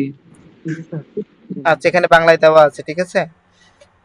কি ওয়ার্ক প্লেস ইস্যু ইনক্লুড, এখানে লেখা আছে কি ওয়ার্ক প্লেস ইস্যু ইনক্লুডের ভিতরে কি লেখা আছে, মনে করেন ওয়ার্ক প্লেস ইস্যুর ভিতরে কি কি ইনক্লুড থাকতে পারে। Planning and prioritising task following organisational guideline. আপনি মানে মোট কথা হলো ওয়ার্ক প্লেস ইস্যুর ভিতরে কি কি ইনক্লুড থাকতে পারে, কি কি অন্তর্ভুক্ত থাকতে পারে, এগুলো কিন্তু ভালো করে মানে একটা কোশ্চেন কত রকম ভাবে হতে পারে এটা আপনি বুঝতে হবে যে ওয়ার্ক প্লেসের ইস্যুর ভিতরে কি কি ইনক্লুড থাকতে পারে। Planning and prioritising task, planning করতে হবে এবং কোন কাজটা আগে করতে হবে কোন কাজটা পরে করতে হবে, এই বিষয়টা কিন্তু উল্লেখ করা থাকবে। ফলোয়িং অর্গানাইজেশনাল গাইডলাইন, তাহলে অবশ্যই আমার যে অর্গানাইজেশন বা প্রতিষ্ঠান থাকবে এর একটা মনে করেন গাইডলাইন থাকবে, সেই গাইডলাইন অনুযায়ী আমার চলতে হবে। যে ওই প্রতিষ্ঠানে ওরকম ড্রেস মেনটেন করতে হবে, গলায় আইডি কার্ড পরে চলতে হবে। এই যে গাইডলাইনগুলা, এই গাইডলাইনগুলো আমার মনে করেন এইগুলো ইনক্লুড করা থাকতে পারে। আপডেটিং টেকনোলজি স্কিল, আপডেটিং মনে করেন আপনার স্কিল আছে লেভেল 3, আপনি লেভেল 4 করলেন, এটা কিন্তু আপডেট করলেন। তো ওয়ার্ক প্লেস ইস্যুর ভিতরে এইটা ইনক্লুড থাকতে পারে। তারপরে বিল্ডিং স্ট্রং ওয়ার্ক রিলেশনশিপ, আপনার মনে করেন সবার সাথে খুব সুন্দর একটা রিলেশনশিপ থাকলে, স্ট্রং একটা রিলেশনশিপ থাকাটাও কিন্তু কি ওয়ার্ক প্লেসের ভিতরে থাকাটা খুব গুরুত্বপূর্ণ। ম্যানেজিং টাস্ক এফিসিয়েন্টলি, মনে করেন যে কোনো একটা টাস্ক সঠিকভাবে ম্যানেজ করার মতো একটা দক্ষতা কিন্তু আপনার ভিতরে থাকতে হবে। আমি কি বুঝাতে পেরেছি ওয়ার্ক প্লেস ইস্যুর ভিতরে ইনক্লুড কি কি থাকবে? জি স্যার। আচ্ছা, এখানে লেখা আছে দেখেন, relationship with supervisor and colleague, supervisor এবং কলিগের ভিতরে পার্থক্য কি, এটা আপনারা একটু পড়ে নিয়েন, আমি এখন আর দেখালাম না। ক্লায়েন্ট ফোকাস অ্যাপ্রোচ খুবই ইম্পর্টেন্ট, এই কোশ্চেনটা খুবই ইম্পর্টেন্ট। এই কোশ্চেনটা আমাদের মেবি ওই যে এমসিকিউতে নাকি কোশ্চেনে কোথায় একটা আসছিল, যে client focus approach. Tibet teacher হিসেবে আপনি একজন টিবেট টিচার বা ট্রেনার হিসেবে আপনি আপনার ক্লায়েন্ট বলতে আপনি আপনার ট্রেনিদের মানে স্টুডেন্টের মনে করেন কিভাবে ফোকাস করবেন, কিভাবে তাদের নিডগুলো আপনি বুঝতে পারবেন। ঠিক আছে, এখানে লেখা আছে aligning work practice with client expectation, use তারপরে using clear communication to build strong relationship. তার মানে কি আমি কি ব্যবহার করব, ক্লিয়ার কমিউনিকেশন। আমি আমার ট্রেনিদের সাথে যখন একটা ক্লিয়ার কমিউনিকেশন রাখবো তখন কিন্তু তারা যে কোনো সময় আপনাকে কল দিয়ে বলতে পারবে যে স্যার আমার এখানে সমস্যাটা হয়েছে, তা আপনি আমাকে সলভ করে দেন। এরকম একটা সুন্দর রিলেশনশিপ আপনার ট্রেনিদের সাথে বানাতে হবে, এই একটা বিষয়। Evaluating and improve client satisfaction, evaluate করলেন যে আসলে সে কাজটা পারতেছে কিনা। সে যখন পারবে না তখন আপনি কি করলেন, ইমপ্রুভ করলেন আপনার স্টুডেন্টের স্যাটিসফ্যাকশনের জন্য বা আপনার ট্রেনিদের স্যাটিসফ্যাকশনের জন্য। এই ৩টা পয়েন্ট আপনি মুখস্থ করলেই যথেষ্ট যে আপনি আপনার অ্যাজ এ টিবেট টিচার হিসেবে আপনি আপনার ক্লায়েন্টের মনে করেন ক্লায়েন্ট ফোকাস যে অ্যাপ্রোচগুলো আছে, মনে করেন আপনার ক্লায়েন্টের নিজের ক্লায়েন্টের মনে করেন কি বলে এটাকে, একটা শব্দ আছে, শব্দটা ভুলে গেলাম। ক্লায়েন্টকে মনে করেন আকর্ষণ করার জন্য, আপনার ক্লায়েন্টকে স্যাটিসফ্যাকশন করার জন্য, ক্লায়েন্টের আশা পূরণ করার জন্য আপনি কিন্তু এটা করতে পারেন। এটা কি বুঝতে পেরেছেন? একজন টিবেট টিচার হিসেবে আপনার কর্তব্যগুলো আপনার ক্লায়েন্টের প্রতি।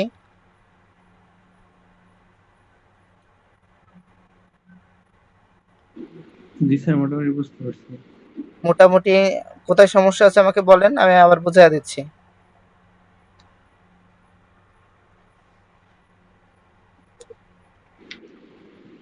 কোশ্চেনটা আরেকবার একটু রিপিট করলে ভালো হতো। হ্যাঁ, aligning work practice with client satisfaction. আপনি মনে করেন অ্যালাইন করে আপনি ওয়ার্ক প্র্যাকটিসটা করলেন যে কোন কাজটা আগে করতে হবে, কোন কাজটা পরে করে আমি আমার ক্লায়েন্টের এক্সপেকটেশন, আমার ক্লায়েন্ট যেটা আমার কাছ থেকে আশা করতেছে সেটা আমি পূরণ করে দিলাম। ঠিক আছে, আমি আর মনে করেন এমন একটা কাজ আমি আগে করলাম যে কাজটা আগে করা উচিত না। ঠিক আছে, মনে করেন আগে ভিলুকআপ করে তারপর মনে করেন আমি ই করলাম, ওই যে ডেটাগুলো সাজালাম, তাহলে কাজ হবে? না স্যার। বিষয়গুলো এরকম। তারপর দেখেন 5 rule and requirement of Tibet teacher. একজন টিবেট টিচার হিসেবে আপনার 5টা ভূমিকা আছে। কি আছে? 5টা ভূমিকা আছে। অ্যাজ এ আপনি টিবেট টিচার বা ট্রেনার হিসেবে আপনার 5টা রিকোয়ারমেন্ট বা রোল আছে। তার ভিতরে একটা হলো গাইডলাইন লার্নার। লার্নারকে কি করা, না কি লেখা আছে, গাইডিং লার্নার। গাইডলাইন। হ্যাঁ, গাইডিং লার্নার্স অর্থাৎ লার্নার্সকে আমরা গাইড করা, প্রোভাইডিং সাপোর্ট, তারপরে লার্নারকে সাপোর্ট করা, তারপরে এক্সপ্লেনিং কোয়ালিফিকেশন পাথওয়ে, আপনার আসলে কি কোয়ালিফিকেশন এখান থেকে অর্জন করবে। ঠিক আছে, কোন পাথওয়ে এখান থেকে সে নিতে পারবে সেটা আপনার এক্সপ্লেন আগে থেকে করে দেওয়া। তারপরে তারপরে মনে করেন এগ্রিমেন্ট, যেই এগ্রিমেন্টগুলো আছে, ঠিক আছে, সেই এগ্রিমেন্ট সম্পর্কে তাকে জানা। Motivate learner and promote peer learning, তাকে মনে করেন এই যে শিক্ষার প্রতি তাকে কি করা, মনে করেন তাকে এঙ্গেজ করা, তাকে মোটিভেট করা যে আসলে শিখলে সে এই জিনিসটা পাবে, শেখার মাধ্যমে সে এটা ইমপ্রুভ করতে পারবে। এইটাকে আপনি প্রমোট করতে হবে যে আসলে সে শিক্ষার মাধ্যমে এটা সে অর্জন করতে পারবে এখান থেকে।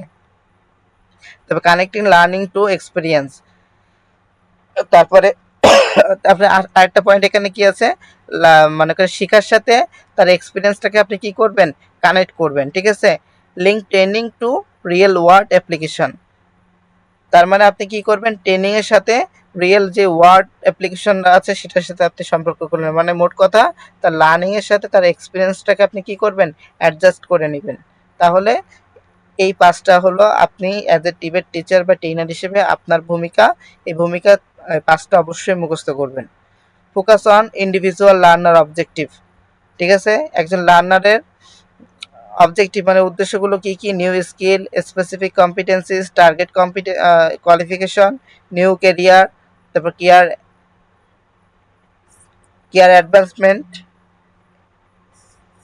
অ্যাডভান্স, হ্যাঁ, improve language literacy and নিউমেরিসি skill. আপনার এগুলো জাস্ট মুখস্থ করার, এগুলো যদি বুঝতে না পারেন পরের বার ক্লাসে আমি এটা দেখায় দিব। ঠিক আছে, জি। আরেকটা বিষয় দেখেন এখানে, the client of a Tibet organization. Maya ma'am কি আছেন এখানে? মায়া ম্যাম আছেন? হ্যাঁ, আসসালামু আলাইকুম। হ্যাঁ ভাই। ম্যাম এই কোশ্চেনটা আমাদের আসছিল না যে আমাদের হ্যাঁ টিবেটে ক্লায়েন্ট কারা? হ্যাঁ হ্যাঁ, দেখেন এখানে, ভাই আর জি ম্যাম। আচ্ছা ঠিক আছে, আচ্ছা সমস্যা নেই, আপনি কন্টিনিউ না করেন, ম্যাম, পরে কথা বলবো ম্যাম না। বলেন। না না, আমি পরে কথা বলবো না, আপনি কন্টিনিউ করেন ভাই। আচ্ছা ঠিক আছে, the client of a Tibet organization and institute. তাহলে টিবেট অর্গানাইজেশন এবং ইনস্টিটিউটের ক্লায়েন্ট কারা কারা, এটা কিন্তু খুবই ইম্পর্টেন্ট কোশ্চেন, আমাদের এটা আসছিল, এমনকি ভাইভাতেও আমাকে কোশ্চেন করেছিল। তো তো একটা টিবেট অর্গানাইজেশন অর্থাৎ মনে করেন আপনার প্রতিষ্ঠান, আপনার পটুয়াখালী প্রতিষ্ঠানে অথবা বাগেরহাট টিএসসিতে ক্লায়েন্ট মানে স্টুডেন্ট কারা কারা হতে পারবে? যে কেউ কি আমাদের ক্লায়েন্ট হতে পারবে না, স্টুডেন্ট হতে পারবে না? সিয়াম স্যার আছেন? সিয়াম স্যার আছেন? আচ্ছা, দেখেন ইন্ডিভিজুয়াল লার্নার, একটা যে কোনো ইন্ডিভিজুয়াল লার্নার হতে পারবে, স্টুডেন্ট হতে পারবে, তারপর ট্রেইনিজ হতে পারবে, ক্যান্ডিডেট ফর অ্যাসেসমেন্ট হতে পারবে, এন্টারপ্রাইজ অর ইন্ডাস্ট্রি পারসন হতে পারবে। যে কোনো ব্যক্তি কি হতে পারবে? আমাদের টিবেট অর্গানাইজেশন এবং ইনস্টিটিউটের একজন কি হতে পারবে? একজন ক্লায়েন্ট অথবা একজন ট্রেইনি হতে পারবে। আমরা কি বুঝতে পেরেছি এটা? জি স্যার। স্যার এখানে পরীক্ষার সময় যে অ্যাসেসমেন্ট গেছে এখানে কয়টা লিখছিলেন? এখানে আপনি সর্বোচ্চ ৩টা-৪টা লিখলেই যথেষ্ট, আর কিছু লাগবে না। একটা স্ট্যান্ডার্ড একটা অ্যান্সার হয়, মনে করেন 3টা লিখলেই একটা স্ট্যান্ডার্ড একটা অ্যান্সার হয়ে যায়। 3টা বা 4টা আপনাকে ওই জায়গায় বলে দেয়, মানে অনেক সময় বলে যায় যে four client of a debate organization and institute অথবা ইনস্টিটিউট এরকম লিখে দেয়। আবার অনেক সময় না লিখে দিলে 3টা লিখলেই যথেষ্ট। কমপক্ষে 5টা পড়বেন এখান থেকে। প্রথমে লিখবেন যে এনি পারসন যে কোনো কেউই হতে পারে কি টিবেটের অর্গানাইজেশনের একজন ক্লায়েন্ট হতে পারে, এটাই প্রথমে লিখে দিবেন। তারপরে লিখে দিবেন আপনার যা মনে চায়, যে ওম্যান হতে পারে, তারপরে ম্যান হতে পারে, মানে কি নারী পুরুষ, তারপরে মানে মোট কথা যত মানুষ যত কিছু আপনার সামনের বাদে সবকিছু দিয়ে দিবেন, শুধু পশু পাখি বাদে। স্যার এখানে স্টুডেন্টের পরিবর্তে ট্রেনি দিলেও তো হচ্ছে। দেখেন না, এখানে বিষয় আছে। ট্রেইনি দিলে হলো মনে করেন টেকনিক্যাল সাইটে যারা আছে তারা, আর স্টুডেন্ট দিলে হলো জেনারেল সাইটে যারা আছে তারা। সেম স্যার বুঝতে? এইজন্য আগে দিছে ট্রেনির থেকে। হ্যাঁ, স্টুডেন্ট দিয়ে আছে ওই জন্য, ট্রেইনি দেওয়া আছে ওই জন্য। তবে ক্যান্ডিডেট ফর অ্যাসেসমেন্টের কোন একজন ক্যান্ডিডেটও কিন্তু আমাদের কি হতে পারে? আমাদের টিবেটের একজন ক্লায়েন্ট হতে পারে। তারপরে এন্টারপ্রাইজ অর ইন্ডাস্ট্রি কোনো পার্সন কিন্তু আমাদের টিবেটের একজন ক্লায়েন্ট হতে পারে। বুঝতে পেরেছেন? গভর্নমেন্টের ডিপার্টমেন্ট আর এজেন্সির কোনো পার্সনও কিন্তু আমাদের কি হতে পারে? আমাদের একজন টিবেট ক্লায়েন্ট হতে পারে। আমরা কি বুঝতে পেরেছি এটা? আমি জানি যে মাঝখানে কয়েকটু এখান থেকে নিচ পর্যন্ত একটু আপনাদের বুঝতে সমস্যা হয়েছে, তাছাড়া আশা করি যে আপনাদের সমস্যা নাই। এই সিভিএলএমটা কি বুঝতে পেরেছেন? জি স্যার। কারো সমস্যা আছে কোনো?